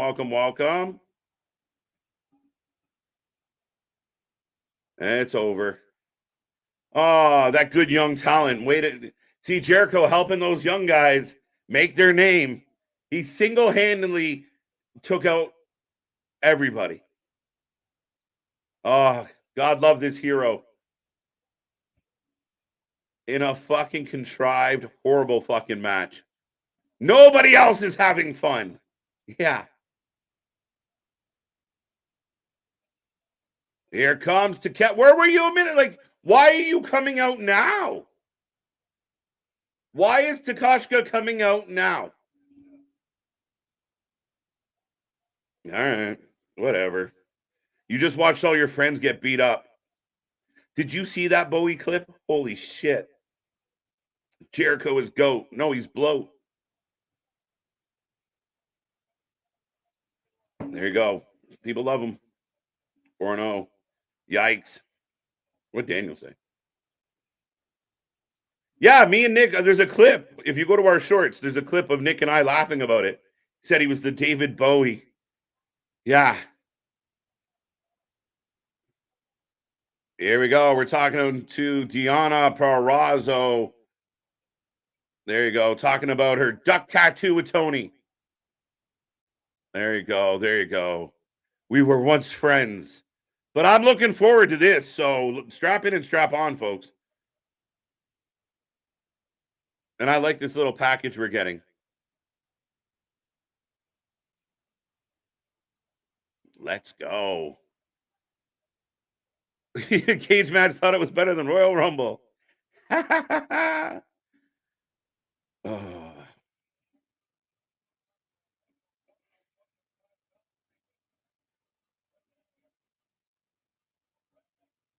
The super group, Bang Bang Scissor Gang. Do y'all remember when the Acclaimed was mad that they got thrown like that? Bowens got thrown through a pane of glass. Do you remember when Jay White was mad that he got beat up for no reason? Does anyone remember that, like, if you really wanted to create heat for the Undisputed Kingdom, what happened? The guys that were all going to kill the Undisputed Kingdom when they got their hands on them for the shit they did leading up to World's End just forgot. Back to, but we're having fun, KJ. But your super group, the Bang Bang Scissor Gang. What a botch. It was huge. Horrible. 5.5 out of 5. I like it, Mike.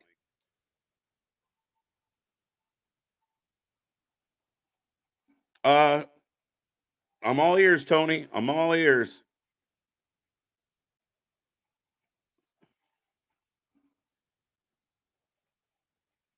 Jungle Boy. CM Punk made of actual glass. Cry me a river. Yeah, I'm Jungle Boy laughing about that trap though, or that tricep though. So your super group is in the ring right now. Now, again, I'm not being critical. I'm asking a question of the fans. All the people in the ring right now wanted to fight Adam Cole and the Henchmen. And they just forgot. Do you all remember they were pissed? And they just forgot. Like, we were gonna beat up Adam Cole and all his friends for fucking with us, but then we started scissoring each other and it slipped our mind. Pause.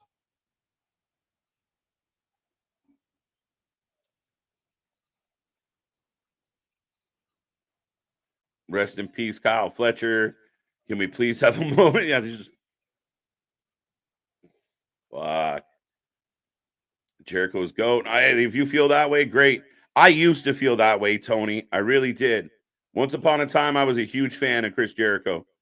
The last 2.5, 3 years of Jericho has been appalling and embarrassing, and he should be ashamed of himself. Using his position and his bullshit friendship with Tony Khan in one of the most egregious uses of nepotism. Yeah, we haven't seen anything like it since Hogan and Bischoff. A little bit of the bubbly. Oh, wait, we got Cardboard J. Why? It's supposed to be Cardboard Juice. Oh, there goes Cardboard J. The fuck was the point of that? Get the juice box. Maybe Team Jericho with another up and comer. Big Show. Oh, yeah, no. Yeah, we're not going to really go back to Jericho. They just recently, I saw videos going around from the cruise where they reunited, and it felt so good. There we go. We got Juice Box in the house. Jay White's doing a Dory gimmick, short-term memory loss. What? I got jumped in the back? When? I like that reference. Yeah, like beat him, chucked, like, again, a complete badass. This is the thing. Like, Jericho beats Fletcher, destroyed Hobbs in the process, gets the win, and now he's going to take on Takeshita. Would you think Takeshita would have been at ringside to, if I was writing this and I was going to do Jericho and Takeshita, I'd have Takeshita come down, fuck with Jericho, Kyle Fletcher gets the win.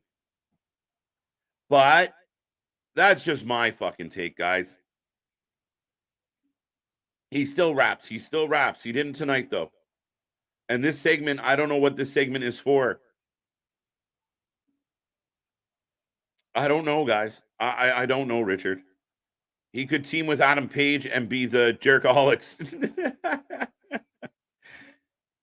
What a complete. And you know what? The Bullet Club is great. The Ass Boys are a great talent. They have a bright future, and I can't wait to see them work their future out in WWE one day.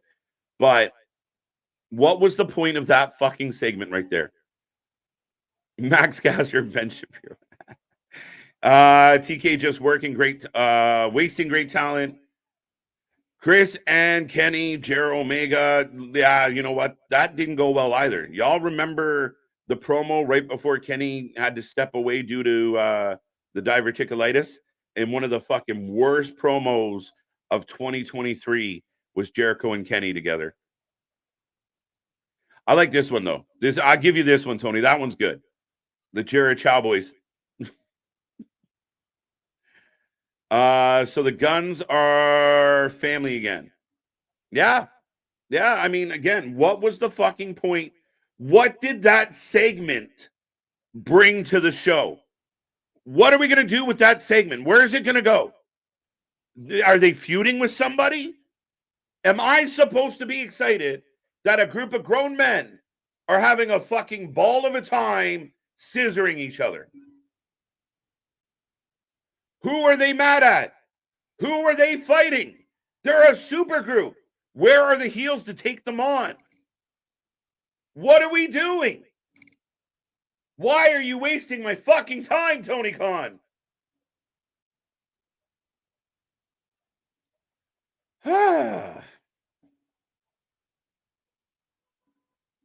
But KJ, if there's heat, how can you enjoy a boring, cold dream match with no build or story or anything? And now the sarcasm. I love the fact that the chat is just oozing with sarcasm and bullshit right now. Like, I love it. I think it's fucking hilarious. And again, guys, every Wednesday I show up here with you guys and I say, you know what? I'm optimistic. I'm excited. Let's go. This is the fourth week in a row. This is the fourth week in January, the fourth week in 2024 that I believe that Tony Khan has missed the fucking mark.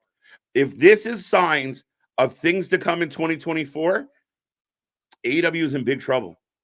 AEW's got a problem. And if there's people out there that want to tell me, oh, this is like fucking amazing, KJ, you're missing it. Maybe I am. Maybe I'm too old. Maybe I'm too fucking, I don't know what it is, but I don't get it. I don't connect with any of this. And then I got to watch the people who are cheering this shit bash the other companies, not just WWE. They bash NXT, which is WWE, I know, shut up.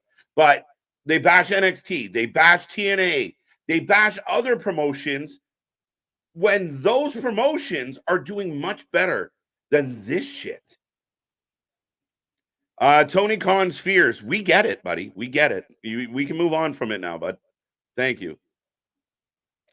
I'd rather pay 50 for a TNA pay-per-view than 50 on an AEW pay-per-view. AEW is literally what you can see on cheaper indie shows. TNA is booking like a serious product above the indies.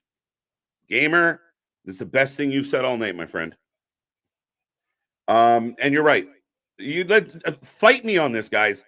Right? Like I rub a lot of fucking AEW fans the wrong way, but every week I show up and I say the same thing to start every show. We got this. We're gonna be good tonight.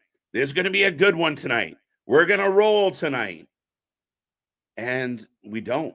It just by this point, by the hour, we get past the hour mark and you've beaten me down and beaten me down. Guys, I promise you, if they were putting stuff on this television right now, that was amazing. That was awesome. I'd be right here praising it. And when they gave us good shit tonight, like Ricky Starks and Big Bill and Sting and Darby, I praised it. I gave it high fives. Good job. Good job. But it is fucking awful. And maybe I'm just not remedial enough to get what the fuck I'm supposed to get out of this. And I get it. A lot of this is Tony Khan's wet dream, and he thinks it's going phenomenally, but I don't fucking get it. Imagine wearing the Bang Scissor shirt at times. If you don't like it, don't watch it. Oh, now you just sound like a mark. Why is Billy Scissor his own children? That's a good question. No, this shit's whack, but there is talent in AEW, and I think that's why I get so fucking pissed off. I got Jay White. The only time I get to see Jay White this week, he came out, scissored 5 other men, and then left. Made jokes about a cardboard box, a cardboard cutout. That's what I'm mad about. I want Jay White in something that matters. I want to see Jay White wrestle in a way that I'm like, fuck, look at him go. I'm such a big fan of Jay White. I think the Ass Boys are excellent. But up next, on a complete side note, going back to the optimism of all this, but we got Taya Valkyrie coming out to take on Deonna Purrazzo. Taya looks amazing. Oh, she botched getting onto the ring. That's not a good sign. That's not a good sign. I will take your predictions. Who you got? Who you taking? Who you taking? Who you taking?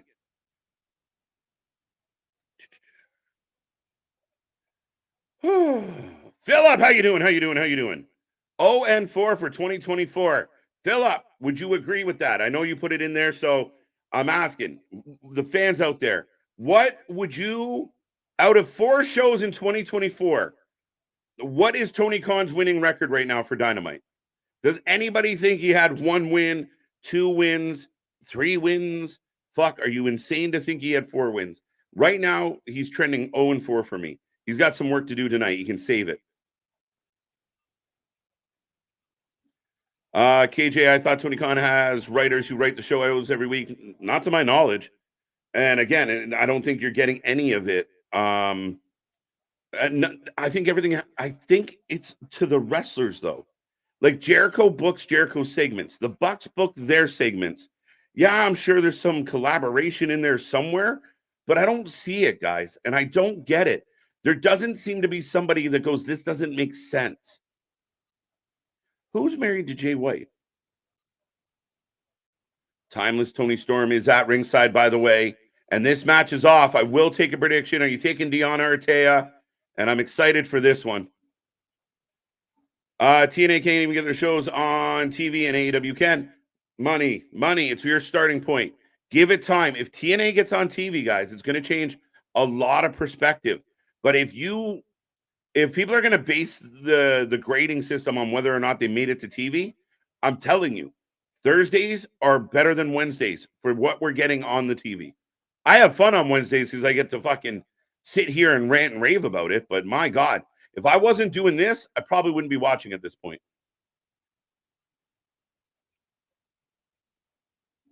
The Virtuosa. I will take WWE TNA Wrestling over MLW over AEW. MLW, I want to like. It's just chaotic. and not really well put together at times. Great talent there, though. I used to mimic font to mimic AEW marks. LOL. I used the mimic font to. There you go. There you go. There you go. Sounds like this episode was written by. Oh, yeah. Well, no. If it was written by that particular gentleman, Unbroken, it would it wouldn't have any type of Well, that's a good point. But any type of contact, any type of anything. This is probably better than what Mr. Trudeau can pull off, but I got to be careful. They have a habit of shutting down media and YouTube channels and a whole bunch of shit in my country. So we got to watch what we say. We don't exactly have the freedom of speech that other countries have anymore. All right, Johnny pulling Taya out of the ring. We're off and running. He could have scissored 3 men, but Tony went above and beyond. 6. That's quality. Yeah, we're going for the full gangbang. We're going for the full gangbang. Richie. Yeah. Deonna wins. Taya glitches 7 times and botches. Yeah, it's a rough start when you botch on the way in the ring. But we're taking a... Yeah, Tony Storm. As we go to picture in picture to watch Taya and Johnny make out.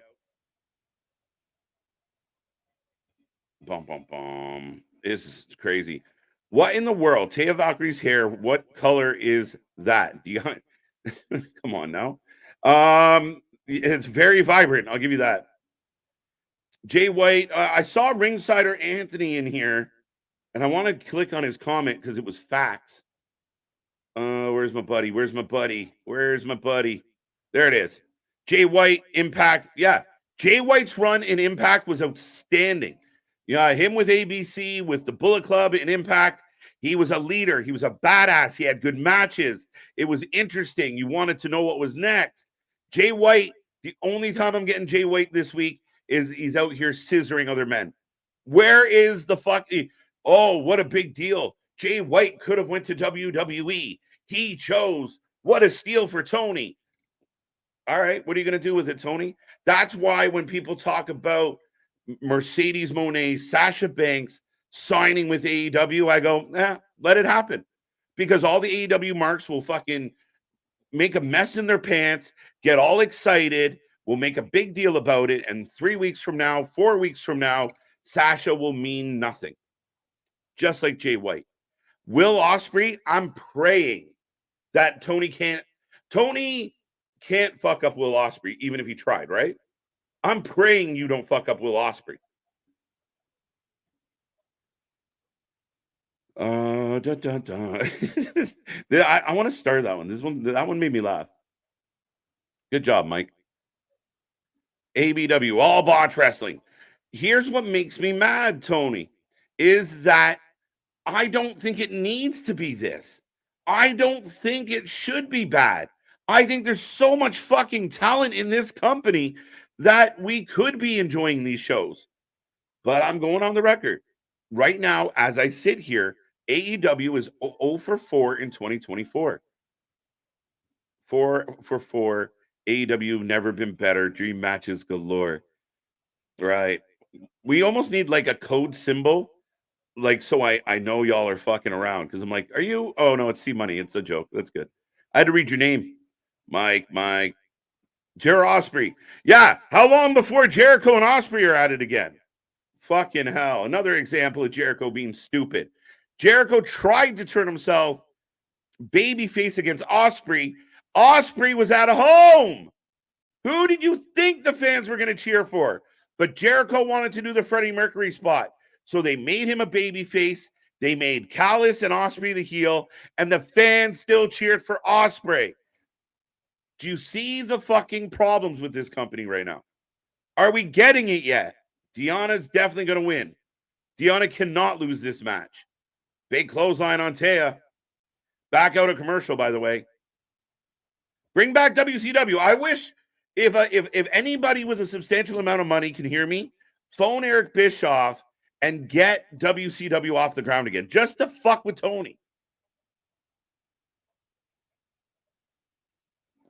So far, this is the best part of the show. For me, Deonna and Taya could be the main event in TNA. 100%. I'm with you.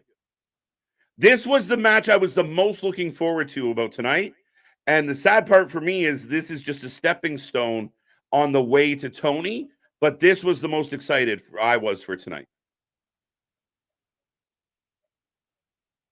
I wanted to drop that nougat about Jay White and Impact. I'm going back to watching. Fucking hell. Well, enjoy Chicago Fire. Much love for you for stopping in, Anthony. The writing in Chicago Fire seems to be far superior to what I'm getting here on Impact tonight. Impact, wow, Dynamite. 70 commercial breaks so far. I don't even know what to say to that. I saw potential in Jay White when he was the Malintos. What the fuck does that say? Babyface in the generic white trunks. In Ring of Honor, he proved it in New Japan, then it died in AEW. AEW is like the place where careers go to die. For all the buzz you create on the indies, for all the excitement that you create in other companies, for all the history, you look at Adam Copeland. Oh my God, we signed Edge. And what does it mean? What's Edge doing that's so important right now?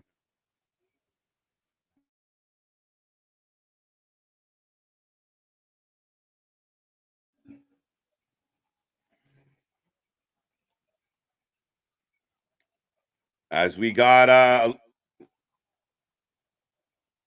Taya and Tony kind of squared up for a second, then Deonna throws Taya into Tony.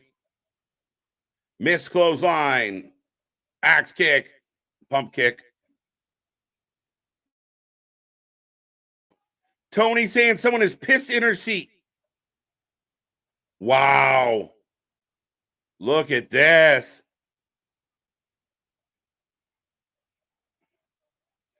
And it's over. Wow. Okay. Tony Khan, so I hear KJ White say I can't fuck up Will off. Will. Ha, hold your beer. Jericho, go get him. Right? Right? That's the problem. Right? Even like I love FTR. A lot of people out there love FTR. But then what? Where'd he go? They re-sign and they've been doing nothing. Nothing that we give a fuck about.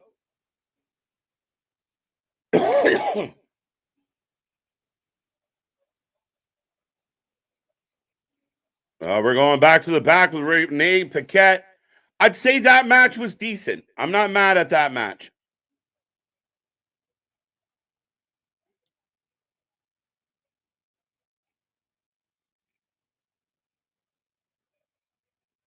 Oh, here we go. Young Bucks.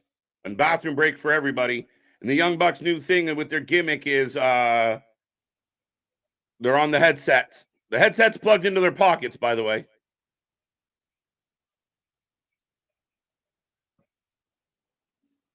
Chicago Fire is awesome. There you go. Triple H would tell Jay White's story with Finn and AJ Styles. It would have been gold. I don't disagree with that. I don't.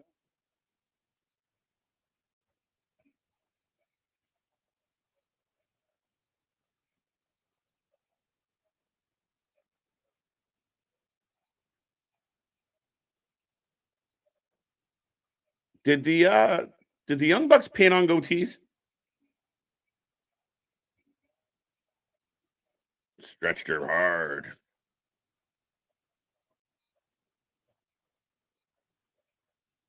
Yeah, it's becoming a lot of the critics. I said that a lot of the AEW diehards will say WWE is super predictable, but nothing has happened in Dynamite in weeks that surprised me. No upset wins, no surprises, no oh shit, I didn't see that coming. I would argue that the people in the chat, we take a prediction for every match. I'm sure that the fans are like fucking 40-0 in 2024 when it comes to predicting Dynamite matches. Deonna Purrazzo wins. She was good in Impact, and AAA. She's been horrible in AEW. Yeah, but see, this is the interesting part, Daniel, is if she's good in Impact and she's good in AAA, why is she horrible in AEW? Why? Is it who she's in the ring with? Is it how she's booked? Is there a lack of angle? Because I'm telling you right now, I followed Taya Valkyrie's career for quite a while, and she is talented. She's had talented matches with women, with men. She has lucha style matches. She's done well in AAA. She's done well in death matches. She killed it in AEW as a knockout. She's had good matches, good quality work everywhere she goes. So what is it about AEW Taya Valkyrie that's a problem? Deonna wins.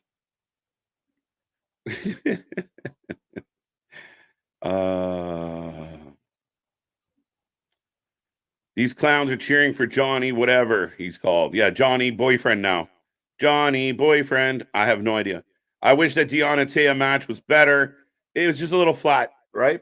There was really, again, nothing to really care about. Just happened. Maybe book Sting and Darby versus Jericho at Revolution. Let Jericho pin them like Roman stacked up Bryan. And I'd be shocked if, Jericho's about to do that to Callis family. So who knows? Ever since Dark Order took over being the Elite, it's far better, more entertaining. I don't watch Being the Elite. When I did see it in the past, it was shit. I don't really give a fuck about grown-ass men running around acting like kids and making silly fart and dick jokes.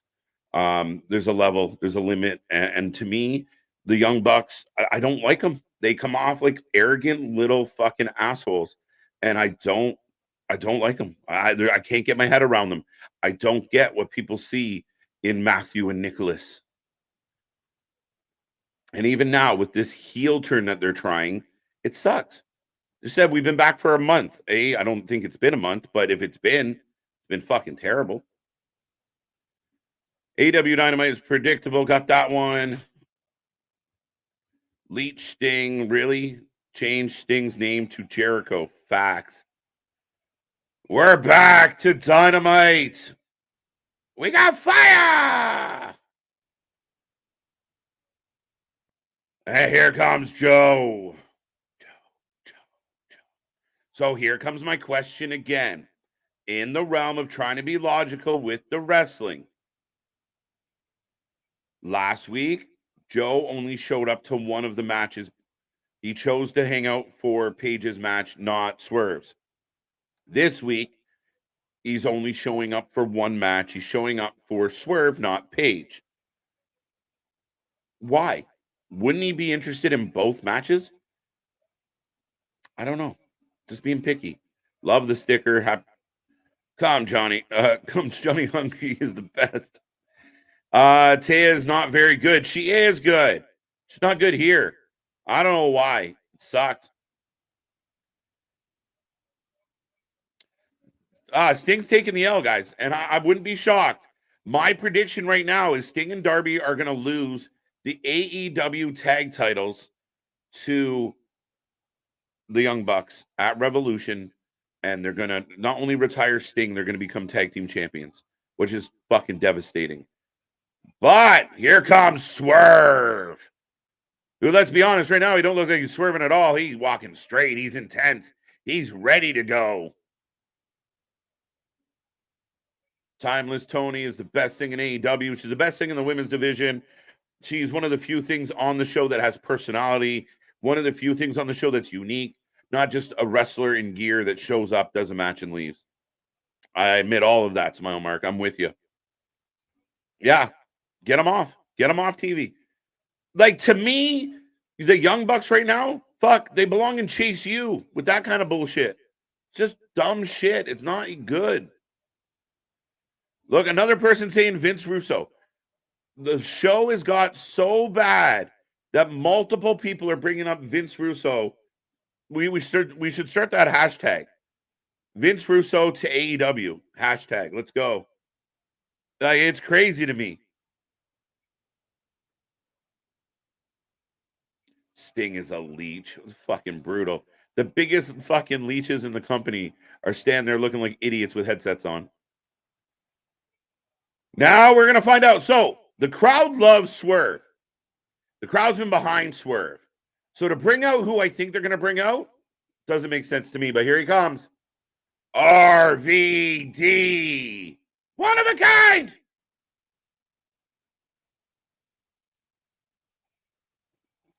Walk. And I love RVD, but Swerve should dust him. Is this our main event? This is our main event. The Bucks aren't on there anymore. The Bucks are legends in their own mind. Yeah, and that's all it seems to matter with AEW. I think, therefore, I am.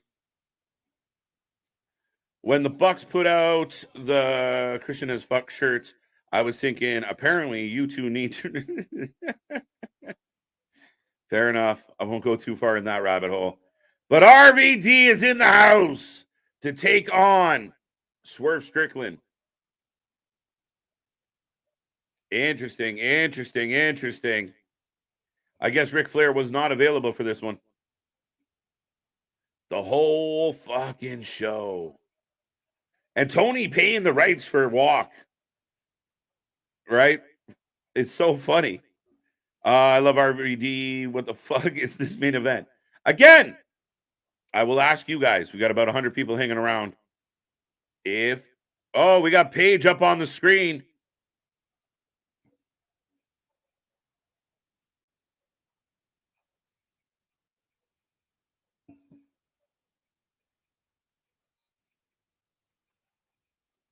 Oh, fuck off. No DQ. So it just became a hardcore match. There we go. And Sabu'd him in the face right away.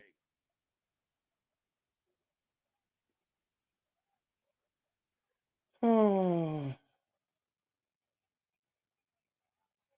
I love RVD. What the fuck is this main event? Eddie Kingston versus Brian Keith Saturday on AEW. Fair enough. Should be a hard-hitting affair. Lots of slaps and a lot of punches. Why RVD? Yes, he is a legend, but he's supposed to be a character. It's supposed to be a challenge for Swerve. Well, now we're getting a hardcore match. And the sad part is, if Vince Russo takes over, they'll probably blame him for the death of AEW as well. Yeah, he's got a bad habit of putting himself in the wrong place at the wrong time, doesn't he? I said the sad part is Vince Russo takes over in the problem. I got that one. I don't know why I read it twice. Pulled RVD out of the mothballs. RVD with a big boot on the outside.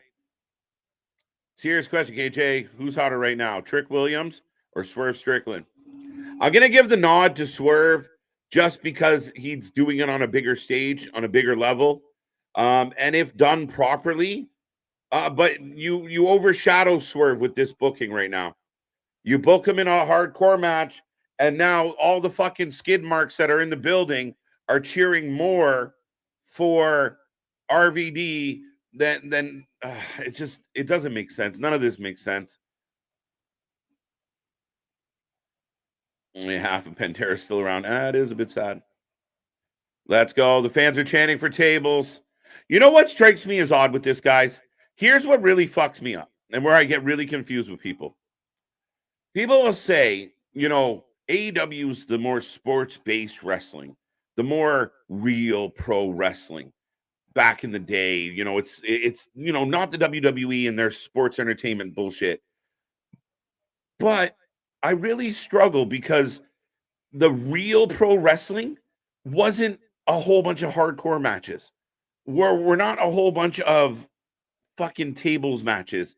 If you're going to we're sports-based entertainment, we are the real pro wrestling, then why isn't it wrestling?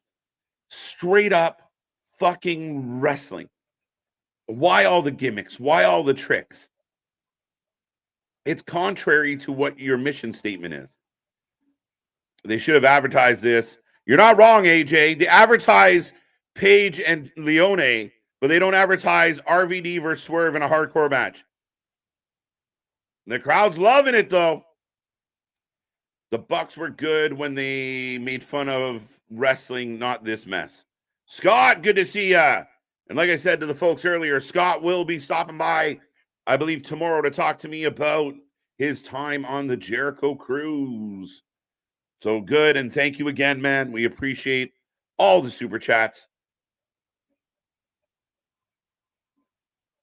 But I completely agree. This is not good.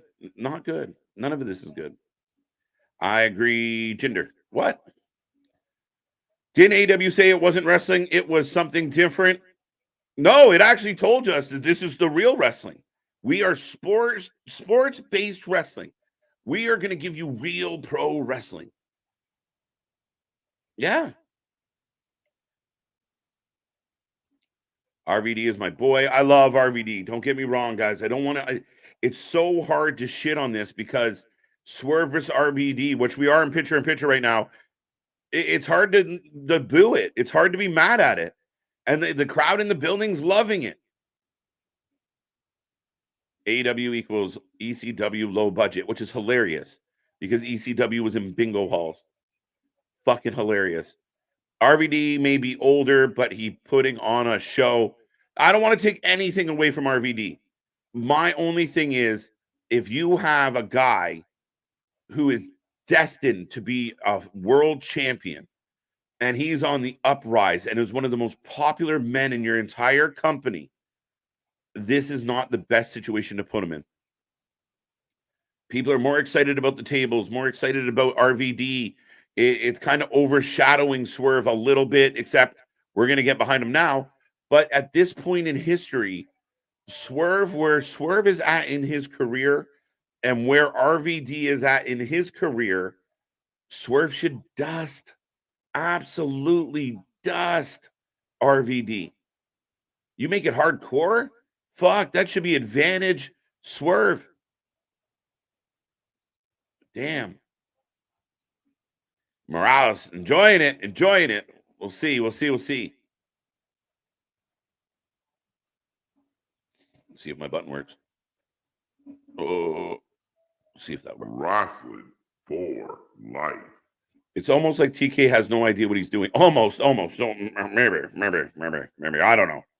But yeah, we got RVD picture in picture right now, in control.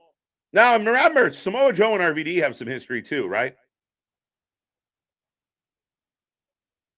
Arn Anderson had a match with Great Muta for the TV title, and 1/3 of it was rest holds, and one of the best matches ever put out. It's not hard, but Tony complicates it. Listen, if we want to, I'll give you an example, and we talked about this recently, and it's a bit of a pass point. But one of the best things that have been on wrestling TV of any company lately was the confrontation between Punk and Cody Rhodes. Two men that just had reason to have a conversation about both wanting to be champions. And they got a huge pop as Cody Rhodes goes to walk away when two count, when CM Punk spins him around and the fans go off and they can't wait for that moment. It didn't take all this 8, 9 men and everybody yelling at each other and bad guys constantly rolling out. Like in segment 1, you have bad guys roll out. Segment 4, you have bad guys roll out. Segment 7, bad guys roll out. You got to do better. You got to find a way to organize your thoughts. Like it's like 80 fucking D booking, and it's like everything's done in with no regard of anything else. Wow, reversal. Swerve into the chair. Only 9 minutes left. Now they did call for the overrun. AEW sucks, man. It's pissing me off. I'll put it that way. I hate saying it sucks, but it definitely ain't fucking doing well. And again, this is how you fucking trick the skid marks. This is how you trick the simple fan. You give them a fucking horrible show, and then you put RVD versus Swerve in a hardcore match as the main event, and everyone will tell you what an amazing show it was. It's smoke and fucking mirrors.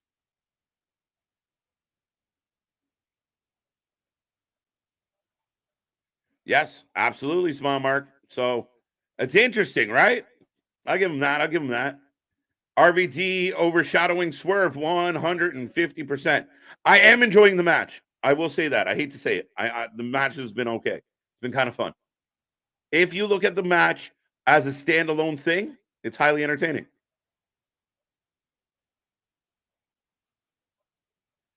Swerve blocking the monkey flip. Sit down powerbomb by Swerve. 1, 2. And RVD kicks out. Question of the day, and I wish KJ can make this a poll. Who is more clueless when it comes to wrestling, Tony Khan or Dixie Carter? I can make that a poll, but here's the thing. I think the difference, there's two major differences between Dixie Carter, and I think it's Nick that calls Tony Khan, Dixie Carter a lot. The two major differences between Tony Khan and Dixie Carter, Tony Khan has more money, believe it or not. And Dixie at least brought in, might not have been the right people, but she brought in Bischoff, she brought in Russo, she brought in Jerry. Like she as fucked as Dixie was, she still brought in some wrestling people that might have done her dirty, but she tried. With Tony is the master of is. Oh wow, Brian Cage is here,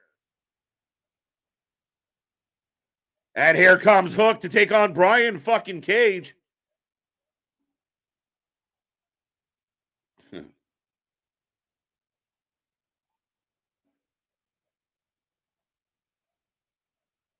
There you go. There you go.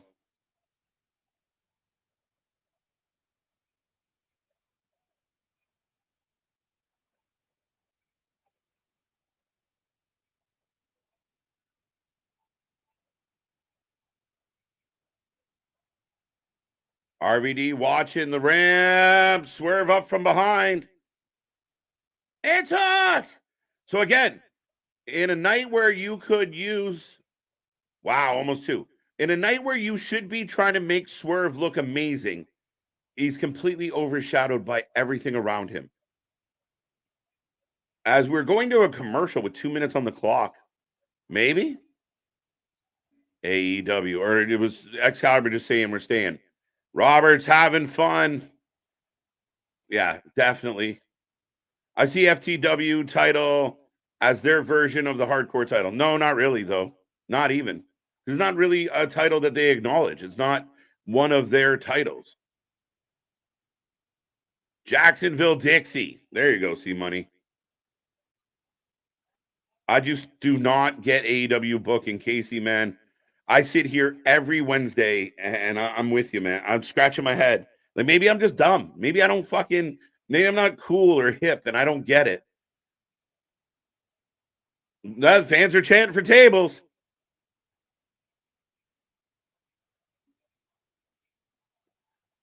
Damien wants to know who has the greatest frog splash of all time. I think my sentimental favorite is going to be Eddie Guerrero. RVD, for all reports, he had a mean frog splash. His 5-star was big. And then, he was all fucking Mr. fucking abs. So it was just muscle dropping down on you. Yeah, I think, off the top of my head, I Swerve off the apron, RVD down. Not a bad match, guys. Really not. But Hook and Cage are gone. They fought off. Samoa Joe wants medical personnel to check on Rob. That's exactly what this is. And again, it's like a bait and switch for the simple-minded of like, we will give you a completely garbage, predictable show, and then we'll give you a hardcore match main event, and that's enough. Then all the fans are like, AEW, this is awesome. But you just got 2 hours of bad TV. Wow, Swerve through the table. Wow, 2 minutes left. I thought we were going to commercial, but we didn't. AEW Chairman Tony Khan bought into Modern Family time, so we will stay with the match until it ends. Imagine if you tuned in for Modern Family right now, how pissed off you would be. Tony trying to fucking skew those ratings. Oh, look, they did this. Yeah. FTW is like the 24/7 title, except the opposite. Yeah, it's like the fucking 24 Never title. Rob going up top, chair sandwich, or swerve sandwich, and he moves. Rob on the chair, face plant. D'Lo Brown only with the chest guard though, only with his fucking 2 count. There you go. D'Lo Brown's a good shout. I'm enjoying this match regardless storyline. I'm with you, Smile Mark. This match unto itself has been entertaining. I know I'm bitching and complaining as I always do at the end of a Dynamite, but the match itself is, again, it's like I got an hour and 45 minutes of horrible TV, and then we're ending with a really fun match, though it doesn't make much sense. So if you can put that aside for a little bit and just enjoy, the match is great. Swerve mocking Rob Van Dam. Rob Van Dam, if you were conscious enough to flip the bird, why didn't you roll out of the way? As Swerve gets the win. Right? Am I wrong? If Rob Van Dam was awake enough to flip the bird, why would he have not moved? Dominic Mysterio has there you go. He has a very flat frog splash. Montez Ford is getting into that conversation as far as being able to touch the ceiling. But here comes Hangman. There we go. So Hangman pulls a heel stunt by making it a hardcore match. That's a heel move, by the way, guys. But puts him against the babyface Hall of Famer in a hardcore match.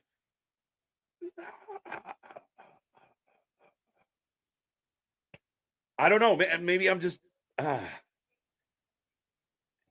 Anybody telling me I'm wrong, I'm all ears, but fucking hell. You evil bastard. So Hook went from a world title contender to Cage. Yeah, and Cage is nothing at the moment. He's just randomly helping Swerve for some reason.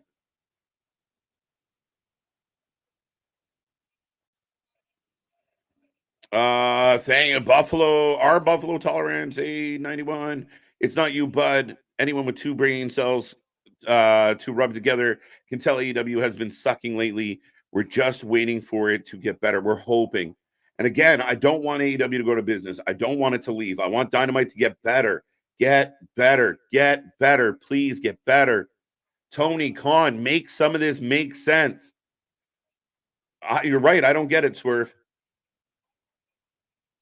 Right? Yes, we have beaten you twice. So can you fuck off so I can go fight Joe? Please? Please?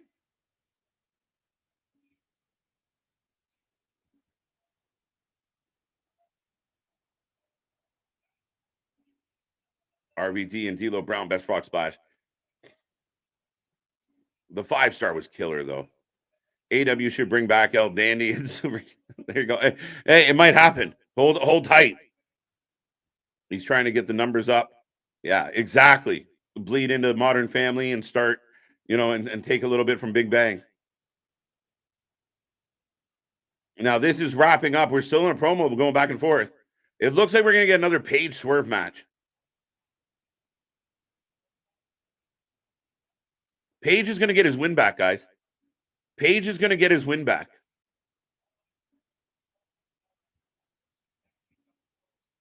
Eight out of 10. Richie yawning. Eric Tate giving it an 8. We will take a rating out of 10 on tonight's show. 8. Like, why was it an 8? Someone explain 8 as a rating to me. Christian should adopt Brian. He's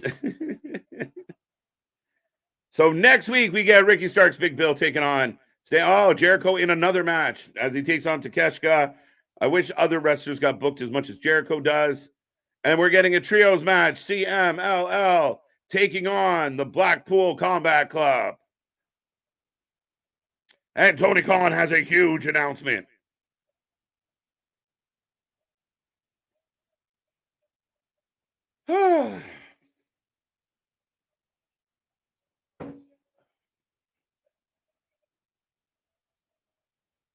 Seven out of 10, 8.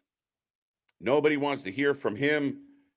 I think RVD flipped the bird for Swerve, making him sit there and look like looking silly too long. I think he was legit upset for Swerve making the ending so fake and laughable. West, I wonder, but yeah, again, make it make sense. You're sitting there watching the guy come down on your chest. Why? 8 out of 10. Main event was top notch. Yeah, that show was not an 8, guys. That match was good, but that show was not a fucking 8 out of 10. I'm sorry. That would imply that tonight was a good show. Tonight was not a good fucking show. And I've said it several times. Dynamite is 0 for 4 in 2024. And if you give tonight an 8, I don't fucking get it. I don't understand. Outside of the main event, the rest of that show sucked. And the only reason the main event was good is if you could take yourself away from the wrestling, away from the story. The only way you can praise that main event is if you watch that main event as unto itself. Swerve versus RVD in a hardcore match was fun. But it wasn't a great match. It was a good match. It was fun. It was entertaining. It was all right. But it wasn't a long match. It didn't go for a while. It was okay. Some flips, some tricks, a broken table. It's good. But that's the fucking bait and switch of Tony Khan. And I don't want to insult anybody in this chat. I really don't, guys. But that is you getting fooled and tricked. You got fed a shit cake. And at the bottom of that pile of shit, there was a chocolate chip. And you're giving the fucking cake an 8 out of 10 because there was a chocolate chip in it. Yeah, that's my take. That was a garbage show. It was so much bad with that show. None of it makes sense. What stories are they building up? What are you excited about for next week? Yeah, we're going to get Swerve and Page again. I don't want Swerve and Page again. I want Swerve to chase Joe without Page. He beat him twice. Can we move on? But Page is going to get his win back and complicate the situation. 99 out of 10. What a waste of a boring show. Like I said, I mean, it is what it is. And I don't want to disrespect everyone. Anyone's good. Everyone's allowed to have your opinion. 4 out of 10. 7 out of 10. 7 is even pushing it for me this week. I'm still mad AEW hasn't booked Page and Page with Diamond Dallas Page as an enforcer, as Page as ref. Yeah, against Cage and Cage. I got you, Tony. We're working on it. What a waste of a boring show. Page sucks horse. They didn't say there was an overrun. Yeah, they did. Excalibur let that out earlier in the night. 99 out of 10. 5 out of 10 from Richie. Swerve, Vampire Strickland. I drink the blood when I drive. Swerve making good points. Swerve is making good points. I beat you. I'm done with you. I want to fight the champion. And again, none of it makes sense. Swerve's in a heel faction, but the fans love him. Page is supposed to be a baby face, but acting like a heel, making a heel stipulations at the last minute. So the dude who's supposed to be a heel in the heel faction is getting fucked by the baby face who's doing heelish shit. Then in the match, a baby face who's outshining Swerve because he's a legend. And none of it makes sense. 8 out of 10 for Wrestling for Life show. That was 8. 8. I only got an 8. Rude. 10 out of 10 for Trish. No Trish. You're giving it a 10 out of 10. No Trish. I like that, Money. That's funny as fuck. Swerve better get the belt. He should. He really should. He really should be the champion soon. Build towards that. Make us believe in them. Get them away from all this fucking nonsense. 8 out of 10. 8 out of 100, says Tony Khan. I'll give TK credit for doing two things. Once thought impossible in wrestling. Okay, I'll wait. Missed half the show out of 10. That's the promo. It was a good promo. And again, he makes sense. I like Swerve. Swerve is good.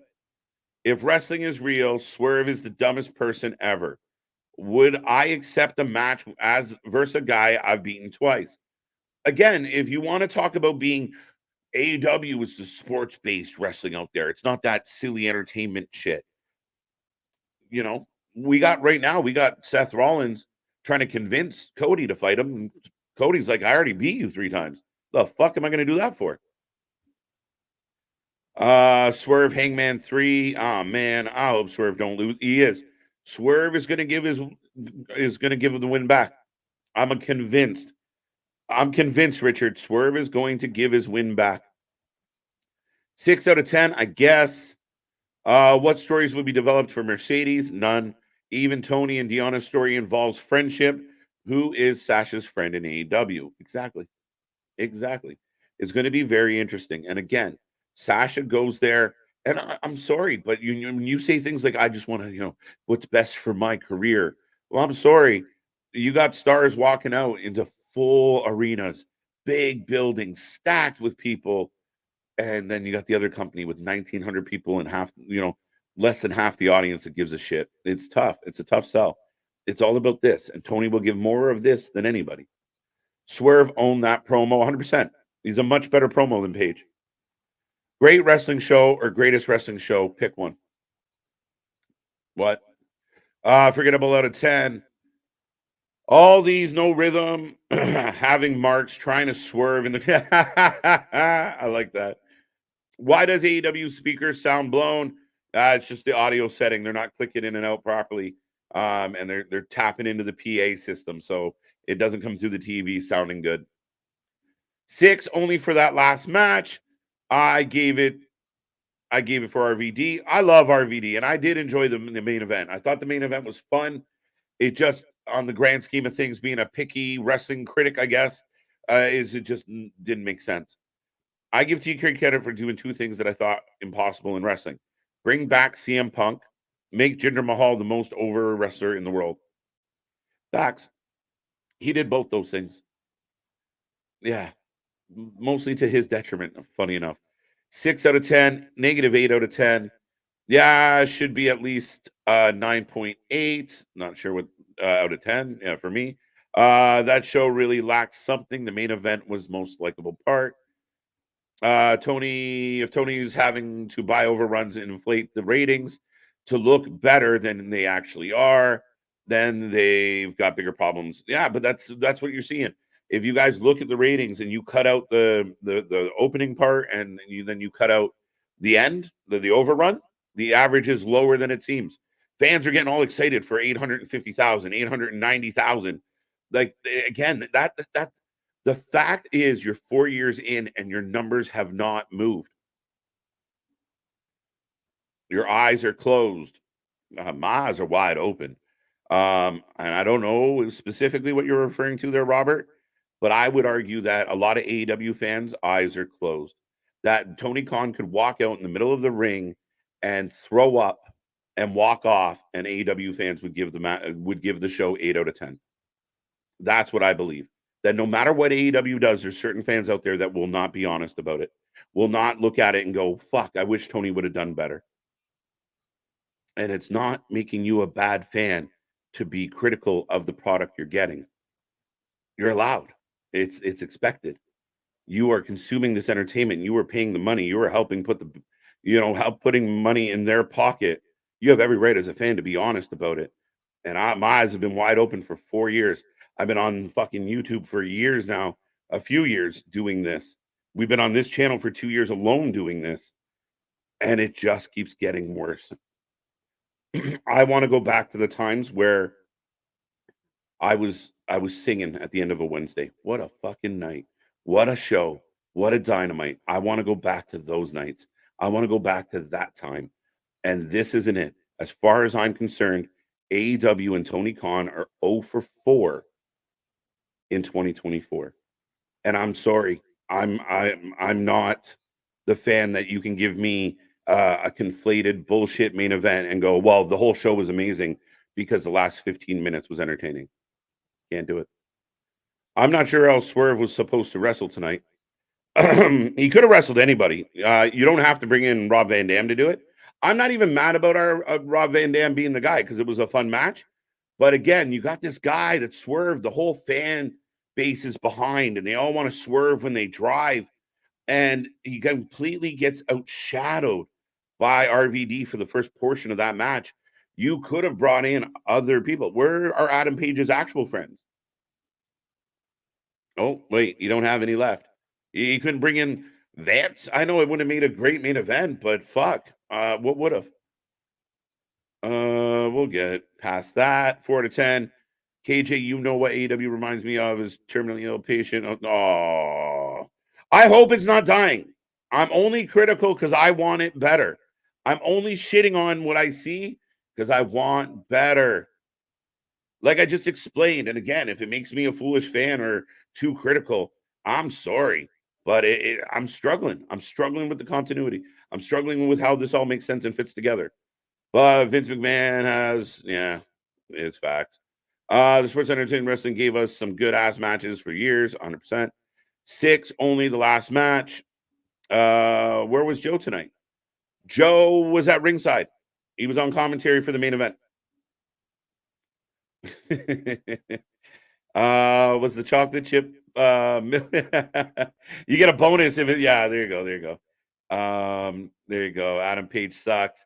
Adam Page doesn't suck. I like Hangman Page. I like Ring of Honor Hangman Page back once upon a time. But I just the way he's booked and presented in this company, I'm just confused. AEW misses Cody booking the shows. Maybe missing Cody's influence. I don't know what's happened. It's just gone rogue. There's no like John. Let's go through the real quick, guys. And I know it's getting late. 4 to 10. I'm gonna give the show a 5. That's what tonight was. 5, 5.5 at most. There was a lot in the show I didn't like. 0 to 10. It wasn't that bad. 4 to 10. But KJ, yeah, no. But here, John Moxley, the opening match. How did that match? That match wasn't a great match. Nothing was interesting. Nobody sold anything. I wasn't sitting on the edge of my seat like, oh, look at this. Look at this. The Moxley match to open the show tonight with Jeff Hardy wasn't a good match. Jeff Hardy never got a chance to shine or fight back. Nothing got sold by Moxley as usual. Commander has a match tonight with, who the fuck did Commander fight? Wardlow. Match was full of botches. Clunky. Deonna Purrazzo, Taya, Valkyrie. Good match. Not great, but good. Not bad overall. I can take that. The main event was fun. My issue with the main event is trying to make it make sense with everything else that's going on this show. It doesn't, but the match itself was fun. I give it points for that. That's the only thing saving me from shitting further on this overall product. 4 to 10. What else? What else on this show? The Young Bucks, anytime they were on TV on the television, it sucked. They're not good. They're horrible. It's like bad community theater. Stop me when I'm wrong. I'm all ears. What was good about this show? What would make you go, this show was almost perfect? It was an 8 out of 10 tonight. So much good happened on this show. It was that close to being perfect. Help me. I'm all ears. 0 to 10. 4 Vinces out of 10 Johns. Yeah, that's funny as shit. LA Knight doing heelish tactics lately doesn't make sense either. The fuck are you talking about, Rio? He is in a fatal 4-way right now and in an angle with AJ, who's kind of struggling. But what heelish tactics has LA really been? He's over with the crowd. I would argue AJ Styles has been more heelish than LA Knight. And again, I don't know. I mean, I'd put anything we're getting with LA Knight and AJ Styles on this show to help improve it for sure. Fears me. All right. I'm gonna make last call for the chat. I see another super chat, but I gotta click on my guy. AEW, I got that one. KJ wants a montage of Cody and AEW smashing thrones, Joey Janela botching, Luther doing whatever the hell it is he does. Don't forget the Dark Order running out and punching the ground and looking ridiculous. I'm all for that. Tell me when I'm telling lies. I'm that close. You're not wrong, Real. You're not wrong. And again, I'm not trying to be disrespectful for anyone out there that enjoyed the show. I'm giving you my insight, my perspective, my 2 cents. And I really just, tonight, the main event and the women's match, that's all I got out of this one. And the main event was fun, but it really sucks for storyline. Here's a question for you. Couldn't Page pick someone from the embassy to take on Swerve? Like, that would have been great. JV, that would have been great. You know what? You're going to fight one of your friends. That would have been compelling. Then you'd argue, like, would he just do like the finger poke of doom? But then he doesn't. Dun, dun, dun, right? There's some way, like, you know, it is made stipulated by the commentary team that explains that, like, if Brian Cage throws this match, he's fired, or there's an angle there. That I can work with. That to me has more legs. I love RVD. It was fun seeing him. Another no DQ match for no reason bothers me a little bit, but it is what it is. Hey, could have fought Black in a singles match. Imagine that. Yeah, imagine Malachi Black in a singles match. And if you want to ask their Dave Meltzer over there, it's because certain people don't like to do jobs. Yeah, fuck off, Dave Meltzer. I wouldn't like to do jobs either if you're asking me to go under a fucking every little dick in the fucking building. Should he hire Freddie Prinze? Again, here's the problem. Freddie Prinze seems to know what he's doing. Freddie Prinze seems to love wrestling. Rumor is that Freddie Prinze was trying really hard to start his own thing. It never came to be. It hasn't come to be yet anyway. It doesn't matter who Tony Khan hires. It doesn't matter what wrestlers he signs. It doesn't matter. Tony Khan could sign the top 5 WWE talent currently being booked on WWE TV. It doesn't matter because Tony Khan doesn't know what the fuck he is doing. That's the dilemma. Everyone's getting excited. Oh, Tony Khan signed Okada. Tony Khan signed Sasha Banks. So what? He signed Jay White. It's not a big deal anymore.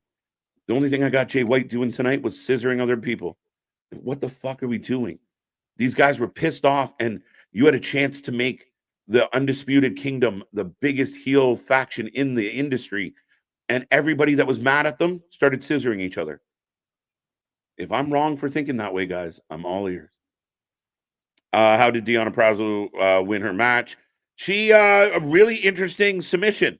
She stretched the hell out of Taya Valkyrie, and basically made the back of her hands touch in not a pleasant way. Bum, bum, bum, bum, bum, bum, bum, bum, bum, bum. All right, folks, I'm going to tag out on this one tonight. Don't swerve while you drive, kids. Try and stay in your lane, folks. It's the tip of all tips. Dear Tony Khan, no swerving. Stay in your lane. Because right now, TNA is passing your ass. So you better fucking put some fucking foot on that gas pedal and figure out what the fuck you were doing with AEW Dynamite right now. Hangman needs to ditch the glittery butterfly jeans. Yeah, I don't. Again, it is what it is. Young Bucks heard Swerve was over, and they are all sandbagging. I feel bad for Swerve. Swerve's a superstar. I like Luther. No. Was Cody the brand? See, I don't know about that, and I don't know how much booking Cody was actually doing. I feel like everybody was kind of booking their own shit. So I think Cody brought a level of sensibility to the company. They should have given Jay White the title, or at least pushed him like he was worthy of that title. All right, last call, folks. I'm tapping out. Sasha Banks is the worst out of the WWE 4 Horsewomen. WWE, you know what? Mr. Destroys. I feel that way. I do. I know some people in our chat do not, but I cannot get into that debate here tonight. Come back tomorrow. Come back Friday. We will talk more about what I feel, what Nick feels, what Anthony feels about Sasha Banks in that current situation. But again, it doesn't matter who Tony Khan signs. It doesn't matter what Tony Khan, it doesn't matter who helps him write. It doesn't matter what talent he has. If Tony Khan doesn't get out of Tony Khan's way, these shows are going to get worse. Less tickets are going to be sold. You set the all-time record for lowest ticket sales and then came back the next week and did it even better the following week. I don't know if better is the right word. Did it worse.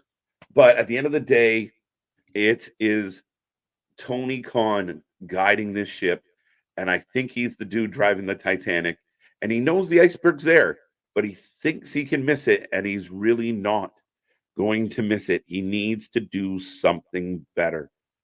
Just did a top 10 list and should end. And guys fighting heels friends was one of them. What a Culture just dropped a 10 list of troops that should end, and guys fighting the heels friends was one of them. It happens a lot, and I will say this real, WWE does it way too much. There's a dude, he has a couple fucking friends, a couple stooges, and everybody kicks the shit. Look at Imperium. Ludwig and Vinci lose all the fucking time. The Usos lost all the fucking time under Roman. It happens too much. It is something that I think they could do better. If you think back to the old like faction heavy days, you didn't just automatic, I want to fight Farouk, so everybody beats The Rock. That's not how it worked. Everybody in the group was a badass. So you might get a win in like a tag match, and that was the angle. But yeah, no, it's tough. It is something that could probably be less of. But with all that being said, folks, I'm going to tap out here tonight. I thank everybody for being a part of the show. I thank everybody for joining us. Come back tomorrow. January is officially in the books. And yes, it is our most successful month ever. Coming after December and November and October. It's just up and up and up for the channel. We are your alternative commentary. Big shout out to Big Nick. Big shout out to Anthony. Thank all of you in the chat. And come back tomorrow. Click that little bell. Check out all our links below. And until next time, I'll see you on the flip side. TK, do better. Please do better.